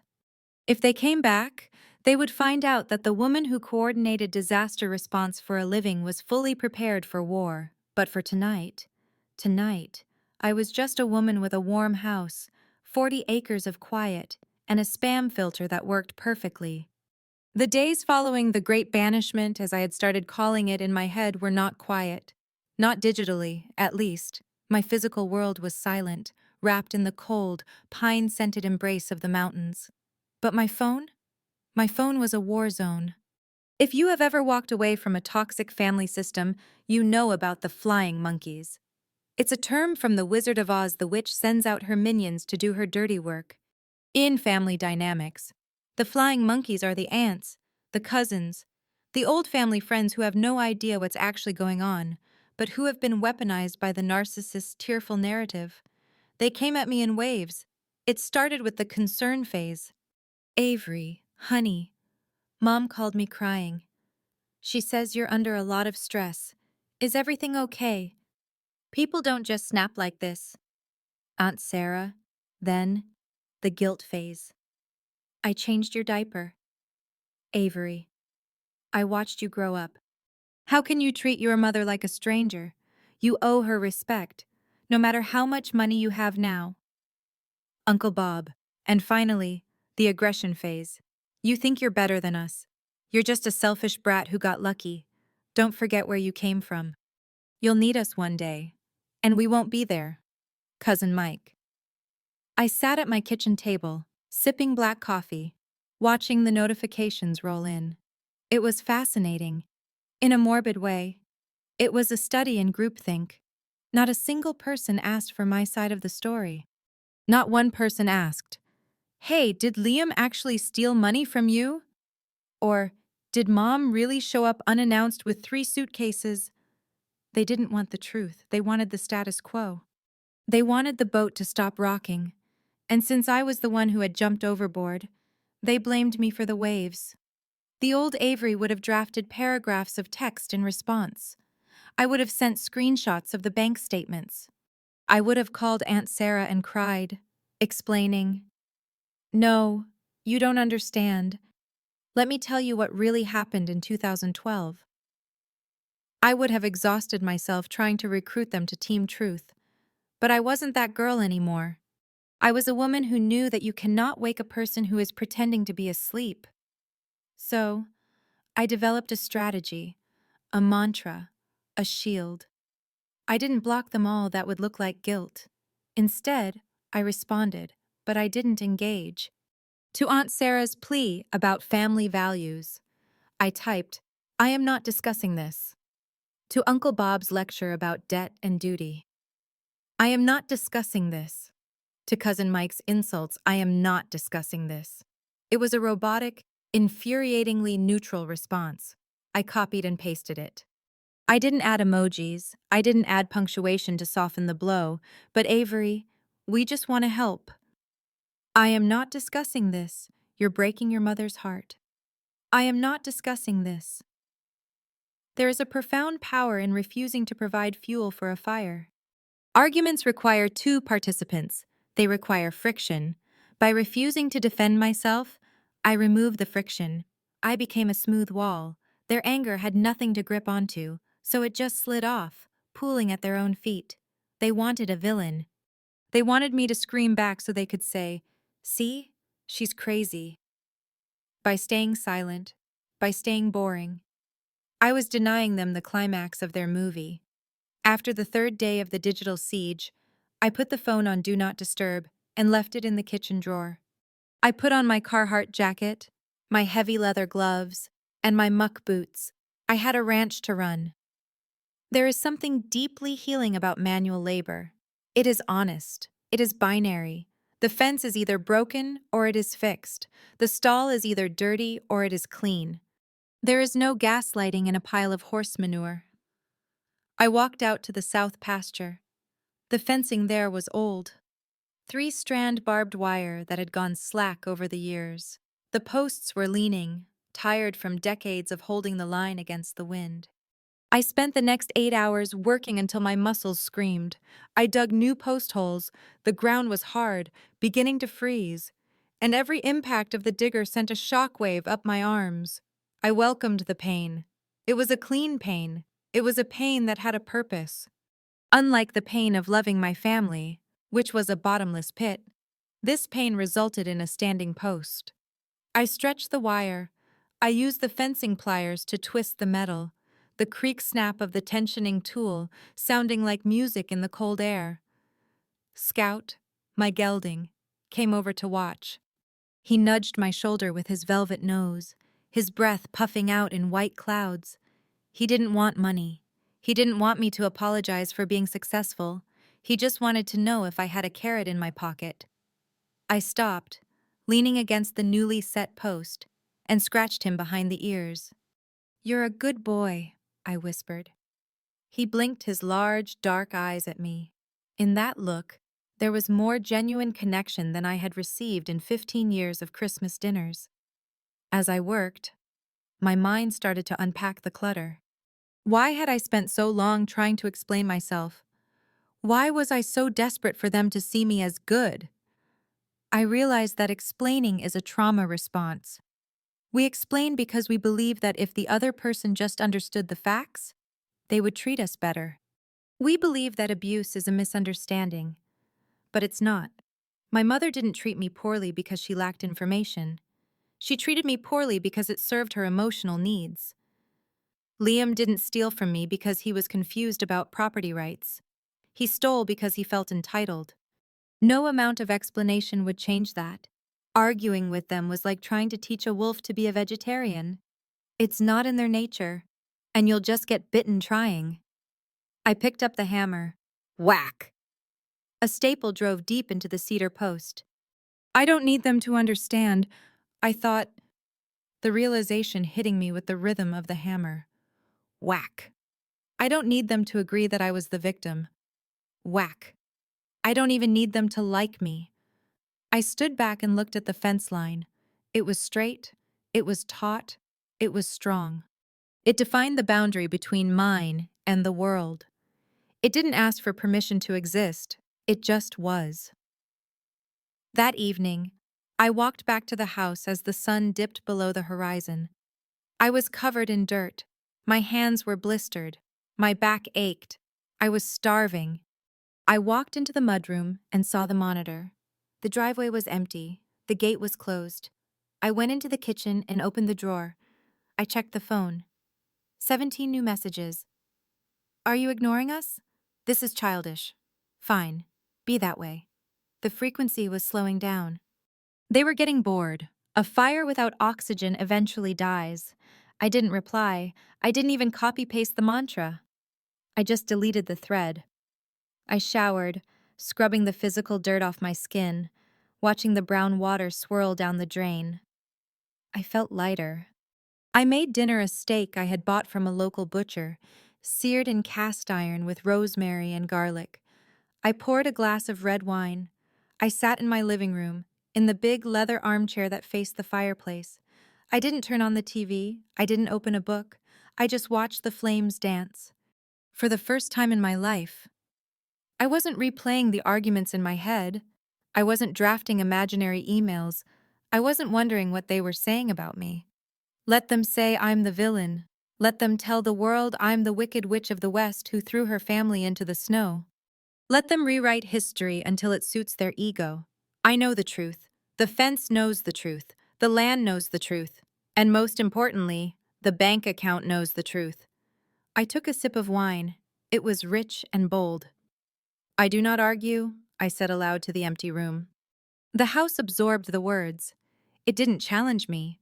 It simply held the space, warm and secure, around the woman who had finally learned that silence isn't just an absence of noise, it's the loudest sound a free person can make. Time is the ultimate forensic accountant. You can cook the books for a while, you can hide the debt, inflate the assets, and pretend the emotional math works out, but eventually, the audit comes, and the audit is ruthless. 3 months after I closed my door on my family, winter settled over the Gallatin Valley with a vengeance. It was a proper Montana winter, the kind that freezes the breath in your throat before you can even exhale. The snow piled up 4 feet deep against the barn walls. The wind howled down from the peaks like a freight train that never arrived. For 90 days, the silence from the Collins front had been absolute. No emails, no texts blocked, no more Facebook notifications ignored. I assumed they had retreated to Florida, or maybe found another relative to leech off of. I didn't dwell on it. I had frozen pipes to thaw and hay to distribute. I was sitting in my office one Tuesday night in February. Ideally, I should have been sleeping. I had an early shift the next morning, but the wind was rattling the windows. And I was catching up on some CE continuing education credits for my paramedic license. The only light in the room came from the blue glow of my laptop and the embers dying in the wood stove. Then, a notification slid onto the top right of my screen. New email from liam.collins89@gmail.com. My stomach did a small, conditioned flip. Not a somersault, just a twitch. Muscle memory. I stared at the subject line. I expected urgent, please read, or mom is sick. Instead, the subject line read, logistics contacts. I frowned. I clicked open the email, my finger hovering over the delete button, ready to banish whatever toxic spill was inside. The body of the email was 2 sentences long. Avery, do you know of any warehouses or logistics centers in the Missoula-Bozeman area that are actually hiring for graveyard shifts? My application keeps getting flagged by the bots. That was it. No, dear Avery. No, I miss you. No, Mom is crying. No, you ruined my life. Just a question. A logistical question. I leaned back in my chair, the leather creaking in the quiet room. I read it again. I analyzed it like I analyzed a 911 call. Fact 1. He was asking for work. Not money. Work. Fact 2. He was asking specifically for graveyard shifts. Fact 3. He was admitting failure. Application keeps getting flagged. This was new. The Liam I knew would never ask for a graveyard shift. The Liam I knew thought manual labor was beneath him. The Liam I knew would have asked for a loan to start a business idea or a connection to a CEO. Asking for a night shift in a warehouse was an admission of reality. It meant the money was gone. It meant Mom's safety net had finally snapped. It meant they were cold, they were hungry, and the world had stopped caring about their feelings. The audit had arrived. I sat there for 10 minutes, debating. Part of me, the part that held the ledger, wanted to ignore it. Let him figure it out, that voice said. I figured it out alone. I used cardboard boxes for tables. Let him suffer. But another part of me, the professional, the coordinator, saw a resource allocation problem. He wasn't asking for a handout. He was asking for data. And if there is one thing Avery Collins provides, It is accurate data. I didn't type a greeting. I didn't ask, "How are you?" or "Where are you living?" Those questions opened doors to conversations I didn't want to have. Opening a door, even an inch, invites the wind. I opened a second window. I pulled up my contacts from my years in logistics coordination. I knew which hubs were expanding. I knew which dispatch centers were desperate for bodies because the turnover rate was so high. I copied a list of 4 companies: FedEx Ground Missoula Hub, always hiring loaders; Western Transport, needs night dispatchers, entry level; Gallatin Cold Storage, freezer work pays a hazard differential; Big Sky Logistics, ask for Mike, tell him you can lift 50 ibs. I pasted the list into the reply. I added one sentence at the bottom: these places prioritize reliability over experience. Don't be late. I hit send. I didn't offer a reference. I didn't offer to call Mike for him. I didn't offer gas money to get to the interview. I simply provided the map. Walking the path was up to him. I closed the laptop and went to bed. I slept soundly. Spring came. The snow melted into slush, the creek swelled, and the valley turned a shocking, vibrant green. The ranch consumed my time. I birthed a foal. I fixed the barn roof. I lived my life. I didn't hear back. I assumed Liam had looked at the list, realized that freezer work meant actual freezing, and quit. I assumed they had moved on to the next grift. Then came June. It was a Tuesday again, hot and dry. I was drinking iced tea on the porch, watching the sun go down, when my phone pinged. An email. From Liam. Subject update. No body text, just an attachment. I opened it. It was a photo. A selfie, taken in the harsh, fluorescent light of a break room. The background was unmistakable cinder block walls, a vending machine with half-empty coils, a safety poster about lifting with your knees. In the foreground was Liam. He looked terrible, and he looked real. His face was thinner, the soft puffiness of alcohol bloat gone, replaced by the gaunt lines of exhaustion. There were dark circles under his eyes, the kind you get when you've been awake since 4:00 p.m. the previous day. His hair was messy, matted down by a hat. He was wearing a neon yellow safety vest over a gray t-shirt. On the vest, clipped to the chest pocket, was a plastic badge. Liam, shift lead, trainee. He wasn't smiling. He wasn't doing the Colin smirk. He was looking at the camera with a flat, weary expression. It was the 1,000-yard stare of the working class. It was the look that says, "My feet hurt, my back hurts, and I still have 4 hours to go." I stared at the photo. I zoomed in on his hands. They were dirty. There was grease under the fingernails. There was a cut on his thumb. Wrapped in blue electrical tape, the universal bandage of the warehouse worker. I felt a strange sensation in my chest. It wasn't pride. Pride implies I had something to do with it. It wasn't joy. It wasn't forgiveness. It was recognition. For 15 years, Liam had been a character in a story, the prince, the golden child, the victim. He was a fiction created by my mother and sustained by his own refusal to grow up. But the man in this photo? This was a human being. This was a man who was learning, at 34, what I had learned at 19. He was learning that money is heavy. He was learning that the world owes you nothing but the friction of gravity. He wasn't asking for anything in this email. He wasn't bragging. He wasn't complaining about how hard it was. He was just showing me. See? The photo seemed to say, I exist. I am real. He didn't mention Mom. He didn't mention the ranch. He just sent the evidence of his own existence. I didn't reply. What could I say? Good job. That sounds patronizing. I'm proud of you. That sounds maternal. And I resigned from being his mother 15 years ago. Instead, I right-clicked on the photo. I created a new folder on my hard drive. I hesitated on the name. Family. No, too loaded. Liam, too personal. Evidence, too cold. I typed family, neutral. I dragged the photo into the folder. It sat there, a single file in a digital void. A picture of a man in a yellow vest, tired and dirty.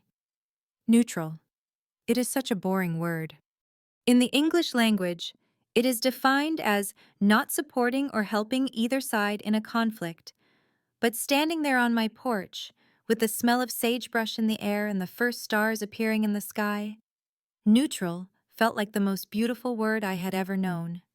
Neutral meant I wasn't angry. Neutral meant I wasn't hurting. Neutral meant I wasn't hoping. For 15 years, I had swung between the poles of agony and longing. I hated them, or I wanted them to love me. It was a pendulum that sliced me open every time it swung. But the pendulum had stopped. Liam was working a night shift. I was running a ranch. We were two adults, living separate lives, connected by blood but separated by choices. He wasn't a monster anymore. He was just a guy working at a warehouse. I wasn't the villain anymore. I was just a woman who gave him a job lead. I closed the laptop. I didn't feel the need to tell anyone. I didn't call a friend to gossip. I just sat there and listened to the crickets. The war was over. Not because we signed a peace treaty, but because we had both finally accepted the borders. I took a sip of my tea. It was cold, condensation dripping onto my hand. Neutral, I whispered to the night air. It tasted like freedom. A year is a long time in the life of a ranch. It's 4 distinct seasons of labor. It's the freezing mud of spring, the dust and heat of summer, the golden heavy light of autumn, and the white silence of winter. A year changes the land, and if you're doing it right, the land changes you. By the time the calendar turned to September again, I had stopped looking at the driveway. The no trespassing sign was no longer a declaration of war. It was just part of the fence, weathered by the wind, covered in a thin layer of road dust. The battle lines I had drawn so sharply had hardened into a permanent border. I was in the kitchen, canning the last of the tomato harvest, a skill I had taught myself via YouTube, when the email arrived. It didn't trigger the old adrenaline spike. My heart didn't race. I wiped the tomato juice from my hands, picked up the phone, and read the subject line. Visit. From Mom. I opened it. Avery, I am in Bozeman for a few days. I have my own place to stay. I would like to see the ranch, just to see it, before I go back south. Mom. I read it 3 times. I looked for the hidden blade. I looked for the guilt trip, before I die. The manipulation, I'm all alone. Or the demand, I'm coming over. It wasn't there. The language was stripped clean. It was barren. It was the language of someone who had been defeated. Or perhaps, someone who had finally run out of energy to keep up the charade. There were no adjectives, no emotional adverbs, just a request. I put the phone down and looked out the window. The aspen trees were turning yellow, quaking in the breeze. The old Avery, the one who lived in the shadow of the Collins family mythology, would have either panicked or refused out of spite. You didn't want me then. You don't get to see my success now. But I wasn't her. I was the owner of the double bar K. I had birthed a foal. I had fixed a well pump at 2 a.m. in a thunderstorm. I had built a life that was solid, tangible, and mine. Curiosity is a strange thing. It can coexist with caution. I realized I wanted her to see it, not to gloat. Not to say, look what I did without you. But simply because a witness validates the reality. I wanted the person who said I was worthless to stand in the middle of my worth and see that the roof didn't cave in. I sat down at my laptop and typed a reply.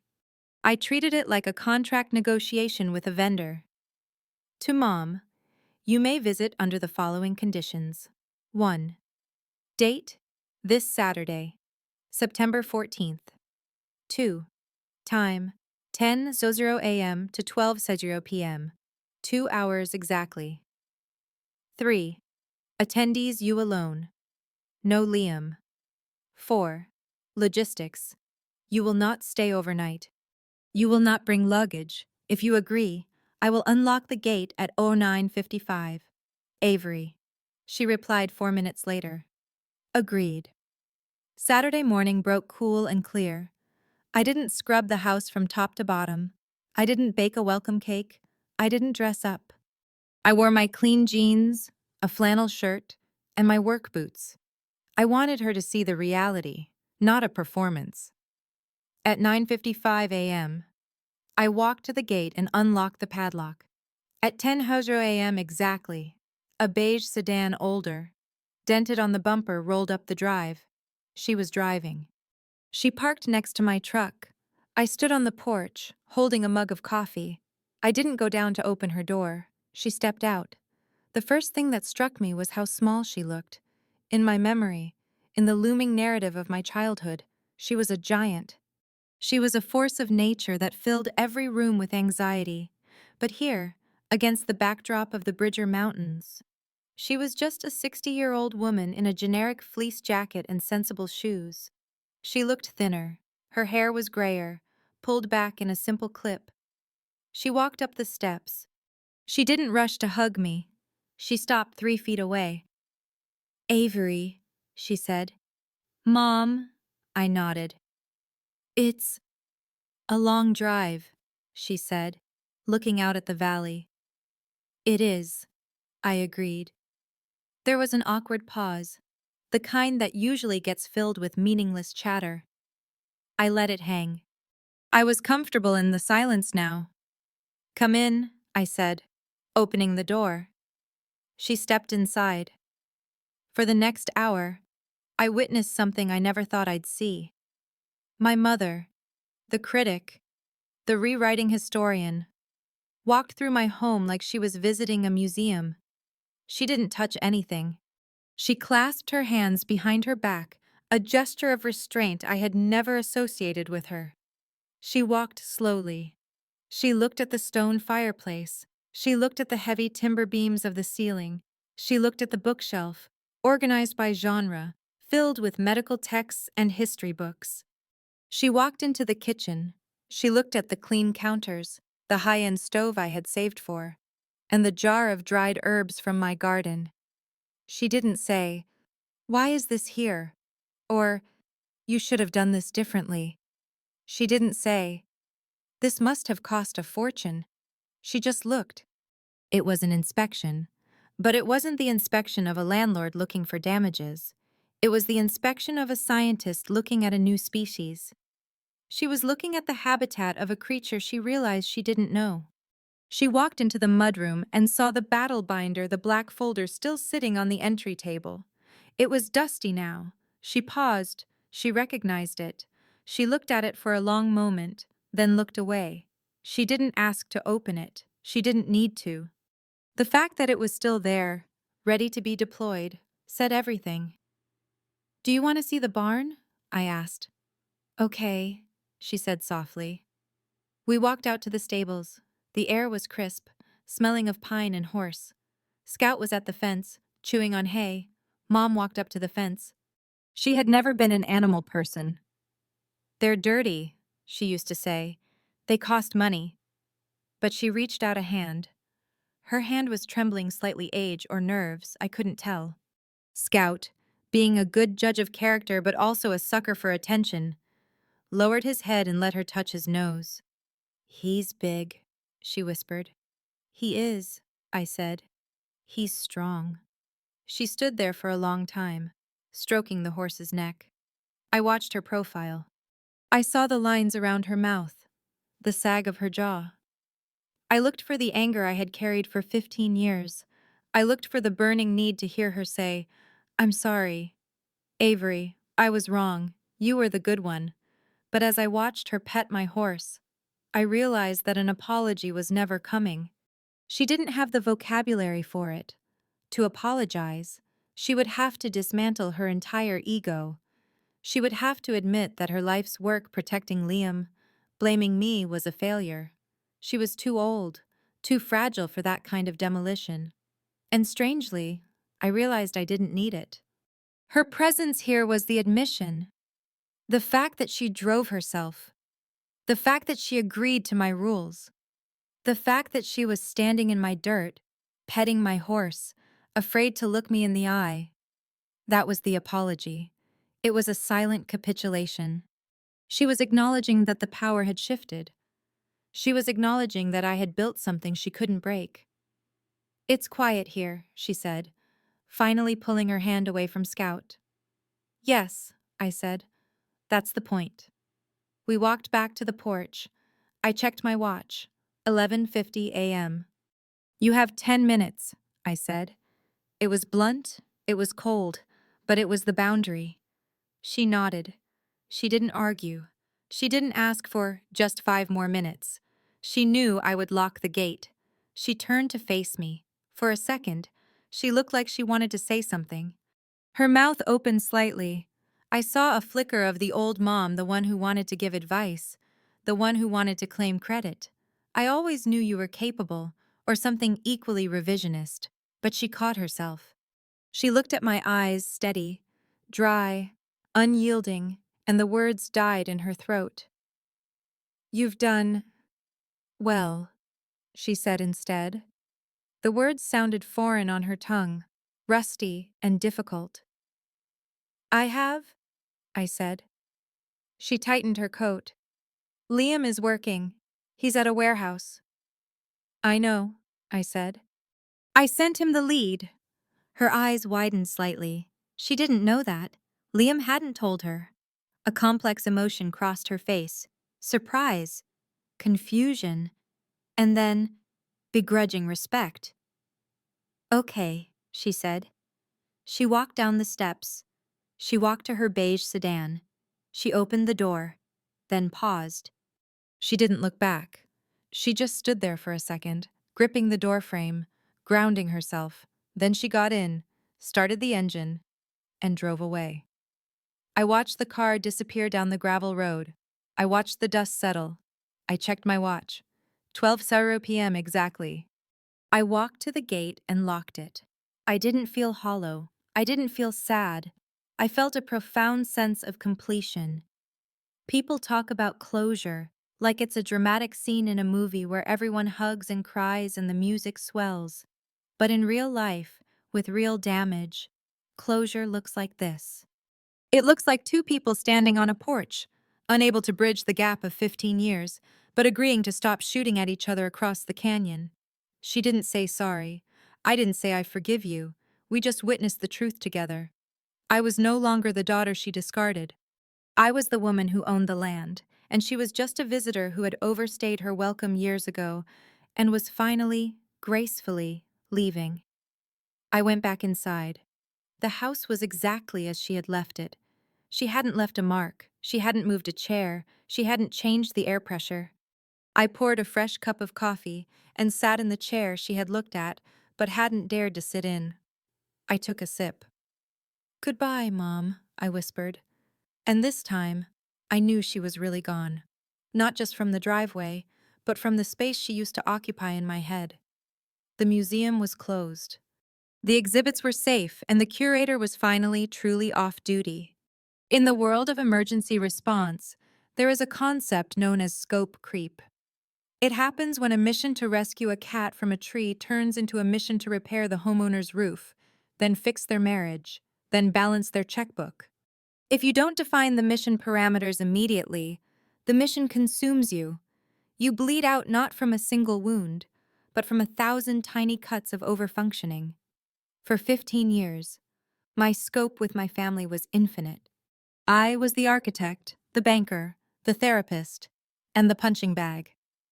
Now, I operate with the precision of a contract lawyer. A few months after the Great Banishment, Liam sent me another email. Subject: forklift certification. "Hey, AV. My supervisor says I need a Class 4 cert to move up to the loading dock. It pays $3 more an hour. I looked online, but the sites are confusing.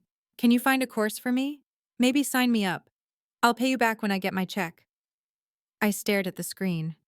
The old Avery. The Avery who lived in the studio apartment and ate beans would have already opened 3 tabs. She would have compared prices. She would have found a course that fit his schedule. She would have paid the $150 registration fee because He'll pay me back, he wouldn't. And she would have sent him a calendar invite with a reminder text. I felt that old muscle twitch. The urge to fix. The urge to smooth the road so he wouldn't trip. But I stopped. I took a breath. I looked at the neutral folder on my desktop. If I did this for him, I wasn't helping him. I was crippling him. I was robbing him of the competence that comes from navigating confusion. If he couldn't figure out a website, he shouldn't be driving a 4-ton forklift.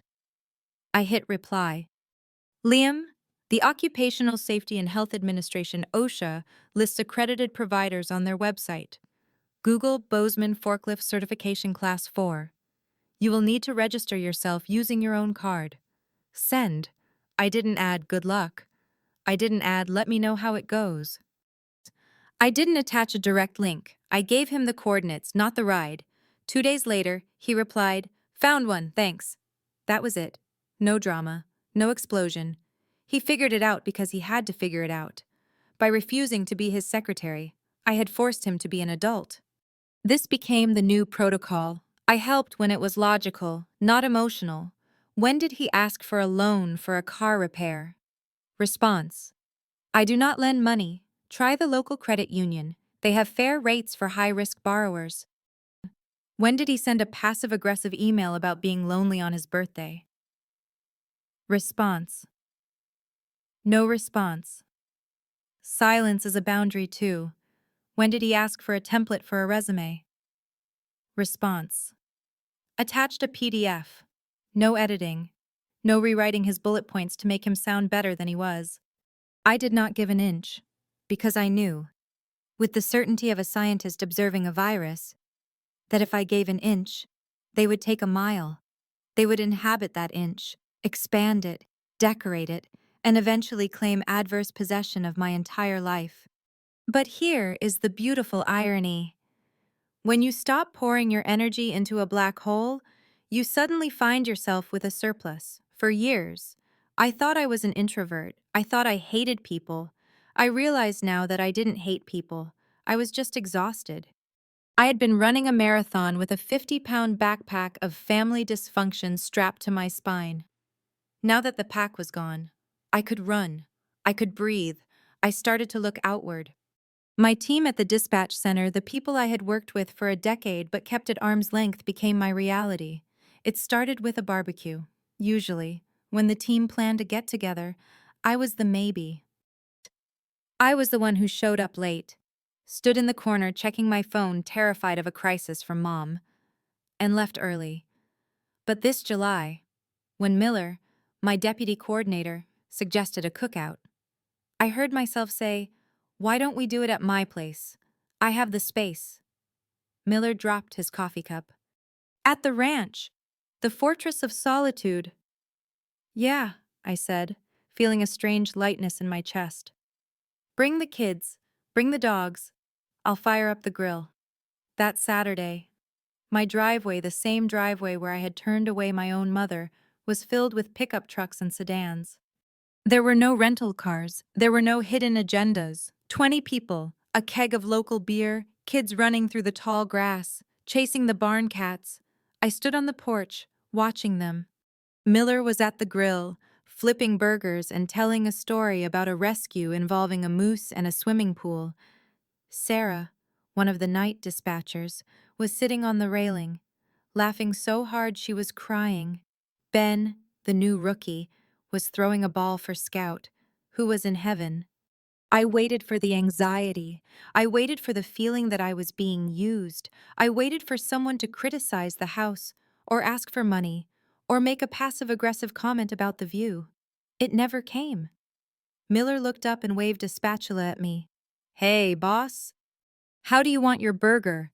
Medium or burnt to a crisp like your soul?" "Medium," I laughed. "And watch it, Miller, or I'll put you on holiday shift." "She smiles," Sarah shouted. "Document it, timestamp it." They were teasing me. But it wasn't the cruel, undermining teasing of the Collins family. It was the teasing of comrades. It was the affectionate ribbing of people who had heard me navigate life-and-death situations and respected the hell out of me. They didn't need me to be the scapegoat so they could feel holy. They didn't need me to be the failure so they could feel successful. They just wanted me to be Avery. I realized then that family isn't a static noun. It's a verb. It's something you do. And these people who covered my shifts when I had the flu, who brought me coffee when I was flagging at 300 a.m., who respected my orders and my silence, they were doing family better than my blood relatives ever had. I walked down the steps and joined them. I ate a burger. I drank a beer. I let a toddler show me a cool rock he found. I felt full. And it wasn't just the team. It was the land itself, and the neighbors I share it with. 2 miles down the road lived Mr. Henderson. He was 82, a widower who ran 50 head of cattle on a shoestring budget. He was a quintessential Montana rancher, taciturn, proud, and tough as old leather. A week after the barbecue, I saw his truck stalled on the county road, hood up, steam rising. Old Avery would have driven past, afraid of getting involved, afraid that offering help would lead to an obligation I couldn't fulfill. What if he wants money? What if he expects me to fix it every time? New Avery pulled over. I rolled down the window. Trouble, Mr. Henderson. He kicked the tire. Radiator hose blew. Useless piece of junk. Hop in, I said. I've got a spare hose kit in the barn and some coolant. Let's get you patched up. He looked at me, his eyes narrowing under the brim of his hat. He wasn't looking for a handout. He was assessing if I was patronizing him. I can pay for the parts, he said gruffly. I know you can, I said, but I'm going that way anyway, and I might need to borrow your post-hole digger next week. Mine's acting up. It was a lie. My digger was fine, but it was a gracious lie. It turned the charity into a trade. It allowed him to keep his dignity. He nodded. Fair enough. We fixed the truck on the side of the road. I got grease on my hands. We talked about the price of hay and the lack of rain. When we were done, he wiped his hands on a rag and looked at me. You're all right, Collins, he said. For a city girl. I'm learning, I said. You need that digger. You come get it, he said. Gate's always open for you. The gate is always open. That phrase hit me hard. My own family's gate was locked by me, but here, with a neighbor I barely knew, the gate was open. Why? Because the transaction was clean. It was based on mutual respect, not mutual parasitism. I drove home that evening feeling a profound sense of realignment. All that energy I used to burn trying to anticipate Liam's moods, I poured it into training the new dispatchers.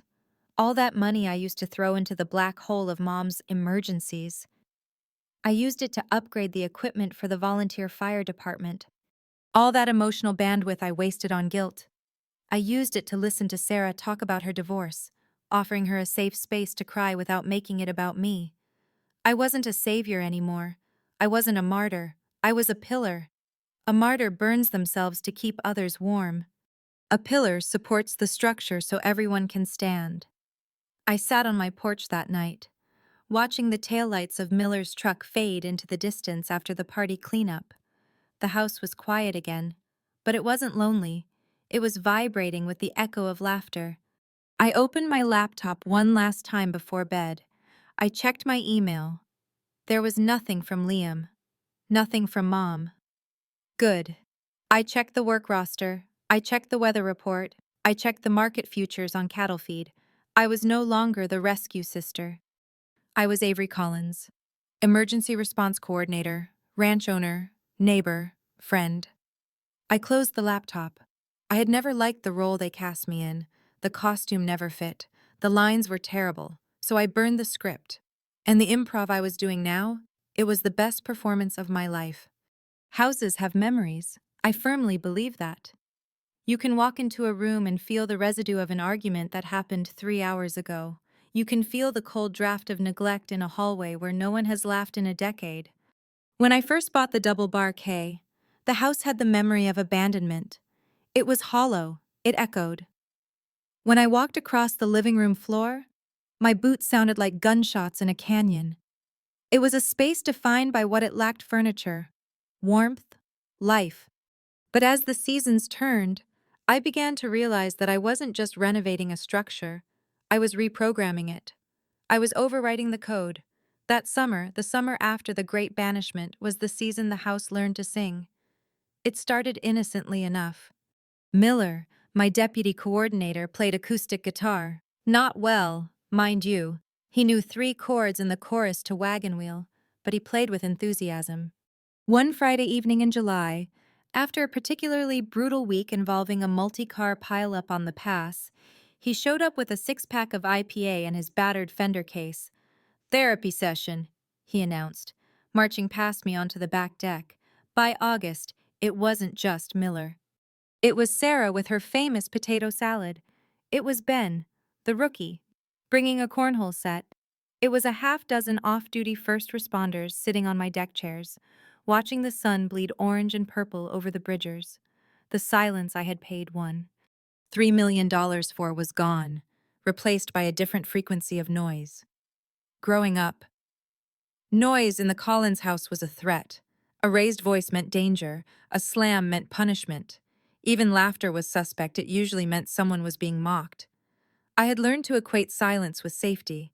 But this noise, this was different. It was the clink of beer bottles toasting to a shift survived. It was the rhythm of boots stomping on the deck boards in time to a bad rendition of a country song. It was the sound of people who deal with death every day, choosing, aggressively and joyfully, to celebrate life. I remember standing in the kitchen doorway one evening, holding a tray of marinated flank steak. The screen door was open. Outside, the air was thick with the smell of sagebrush and charcoal. Miller was butchering the lyrics to a Tom Petty song, and everyone was singing along, off-key and loud. I closed my eyes and let the sound wash over me. It didn't drain me. It didn't make me flinch. It filled the empty cavities in my chest that I hadn't even known were there. I realized then that a fortress doesn't have to be a tomb. You can pull up the drawbridge to keep the marauders out, but you can still throw a party in the courtyard. Then came winter. Montana winters are not for the faint of heart. They are a physical assault. That year, we got hit by a bomb cyclone in late January. The temperature plummeted to 30 below zero. The wind chill was apocalyptic. The county put out a livestock advisory. Shelter in place. Protect vulnerable animals. My barn was old, but I had reinforced it. It was dry, insulated, and warm. I had 2 horses Scout and a new mare named Luna and 4 empty stalls. I got a call from Mr. Henderson down the road. His voice was crackly over the radio, the cell towers were down. "Collins," he shouted over the wind, "my calving shed roof just collapsed. Snow load. I got 3 heifers and a prize quarter horse out in the wind. I can't get 'em to the main barn." "Bring them here," I said instantly. "I'll open the south gate." "You sure? That's a lot of mess." "Bring them." 30 minutes later, Henderson's truck and trailer fought their way up my driveway. We unloaded the animals in the swirling whiteout. The heifers were bawling, coated in ice. The horse was shivering so hard it shook the floorboards. We got them into the stalls. I broke out the extra bales of alfalfa I had stockpiled. I turned on the heat lamps. For the next 3 days, my ranch became a refugee camp for the neighborhood livestock. I spent my nights in the barn, checking water troughs to make sure they hadn't frozen, tossing hay, talking low to the confused animals. The barn was alive. The sound of chewing, that rhythmic, grinding crunch of herbivores eating, is the most peaceful sound on earth. The steam from their breath rose to the rafters, creating a fog of warmth in the golden light of the heat lamps. I sat on a hay bale at 300 a.m., a thermos of coffee in my hand, listening to the wind howl outside. I was tired. My muscles ached. I smelled like wet cow. And I had never felt more at peace. I looked around the barn. This space, which Liam had looked at and seen only work or money, was now a sanctuary. It was saving lives. Not in the abstract, heroic way of my day job, but in a tangible, caloric way. I was providing shelter. For so long, I had tried to be the shelter for my family. I had tried to be the roof that kept the rain off Liam, the walls that protected Mom from the wind of consequence. But they were termites. They ate the shelter from the inside out. These animals, they just needed hay. They just needed a windbreak. They took what they needed, gave their warmth in return, and demanded nothing else. It was a fair trade. When the storm broke and Henderson came to collect his stock, he shook my hand. He didn't say much, he didn't have to. The grip of his gloved hand, firm and lingering, said everything. "You run a good ship, Collins," he said. "Thanks, neighbor," I replied. I watched him drive away, then walked back to the house. I entered through the mudroom. I kicked off my boots, creating a clatter that didn't scare me. I walked into the hallway, and there it was, the black accordion folder, the battle binder, the ledger. It was still sitting on the reclaimed wood entry table, exactly where I had placed it the day I banished my family. It had been over a year. Dust had gathered on the matte black cover. A spider had spun a tiny, intricate web between the folder and the lamp base. I hadn't moved it. I hadn't opened it. I hadn't needed to, sometimes. I would walk past it and feel a flicker of the urge to tidy up, to file it away in a cabinet where it belonged. It was clutter, technically. It was out of place in my beautiful, curated home, but I left it there. I left it there because it was a monument. It wasn't a weapon anymore. It was a memorial to the day the war ended. It was the physical boundary line. That folder contained the evidence of my abuse, yes. But more importantly, it contained the proof of my autonomy. It was the moment I switched from defense to offense. It was the moment I stopped explaining and started documenting. Every time I walked past it to go to work, or to go feed the horses, or to welcome Miller and the gang for a BBQ, I saw it out of the corner of my eye. It was a silent sentinel. It whispered, "Never again." It reminded me that the peace I enjoyed, the laughter on the deck, the warmth in the barn, the money in the bank was not accidental. It was secured. It was defended. I reached out and ran a finger across the spine of the folder, disturbing the dust. I didn't open it. The text inside the bank statements, the angry emails. The timeline of betrayal was losing its power. The ink was fading in my mind. I couldn't remember the exact dollar amount of the first theft anymore. I couldn't remember the exact wording of the email Mom sent when I left for college. The details were blurring, washed away by the new memories I was making. But the weight of the folder remained. I left it there. I would leave it there until the day I died, or until the day I sold the place. It was as much a part of the house's foundation as the concrete footings.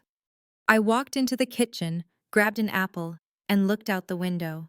The storm had left the valley blanketed in a pristine, blinding white. The sun was coming out, hitting the snow and turning the world into diamonds. My phone buzzed on the counter. It wasn't a family emergency. It wasn't a guilt trip. It was a text from Sarah Rhodes or Clearing. "Friday night poker at the station. Or are you too busy whispering to horses?" I smiled. A real smile. I typed back, "I'm in. But bring cash. I'm feeling lucky. I wasn't the victim. I wasn't the villain. I wasn't the savior. I was just Avery, and for the first time in 39 years, that was enough."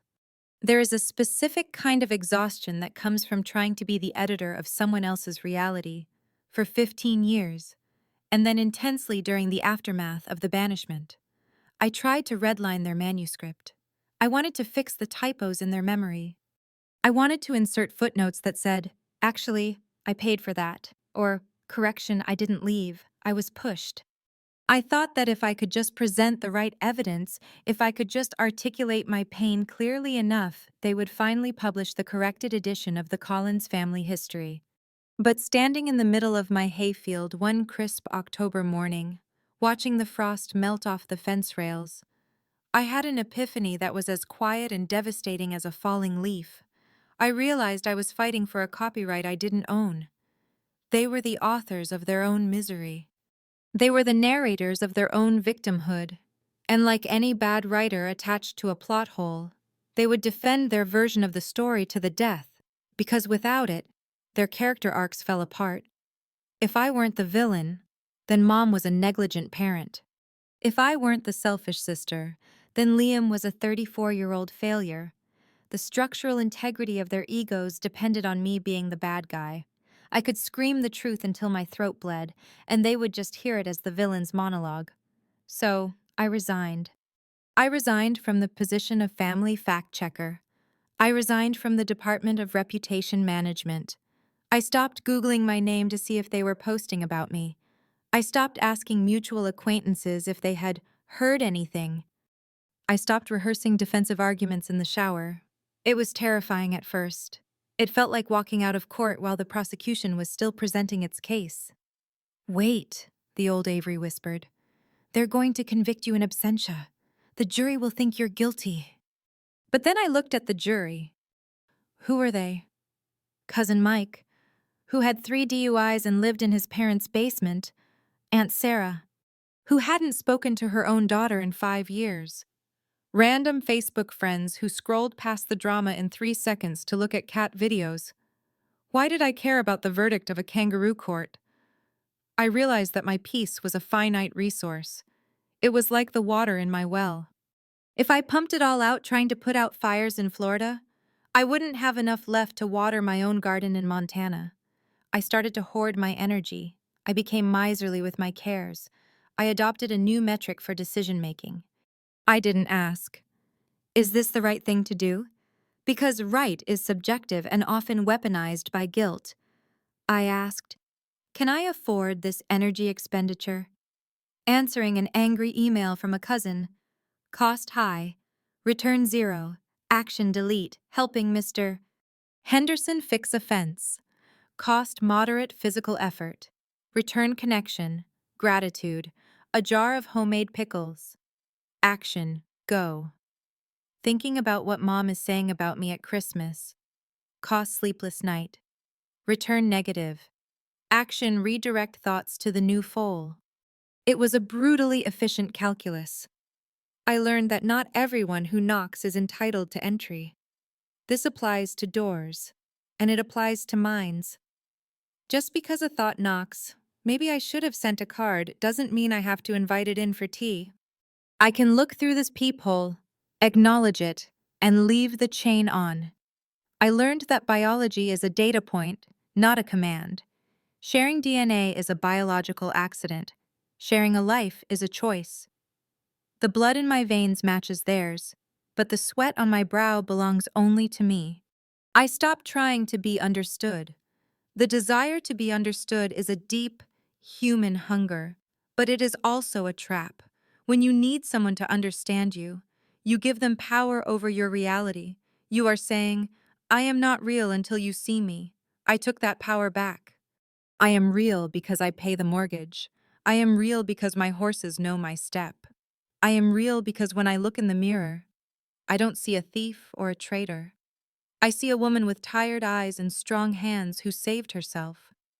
I started living a life that wasn't a reaction to them. For years, even my success was reactive. I made money to prove I wasn't a leech. I bought the ranch to prove I was independent. I was still dancing to their music, just aggressively counter-tempo.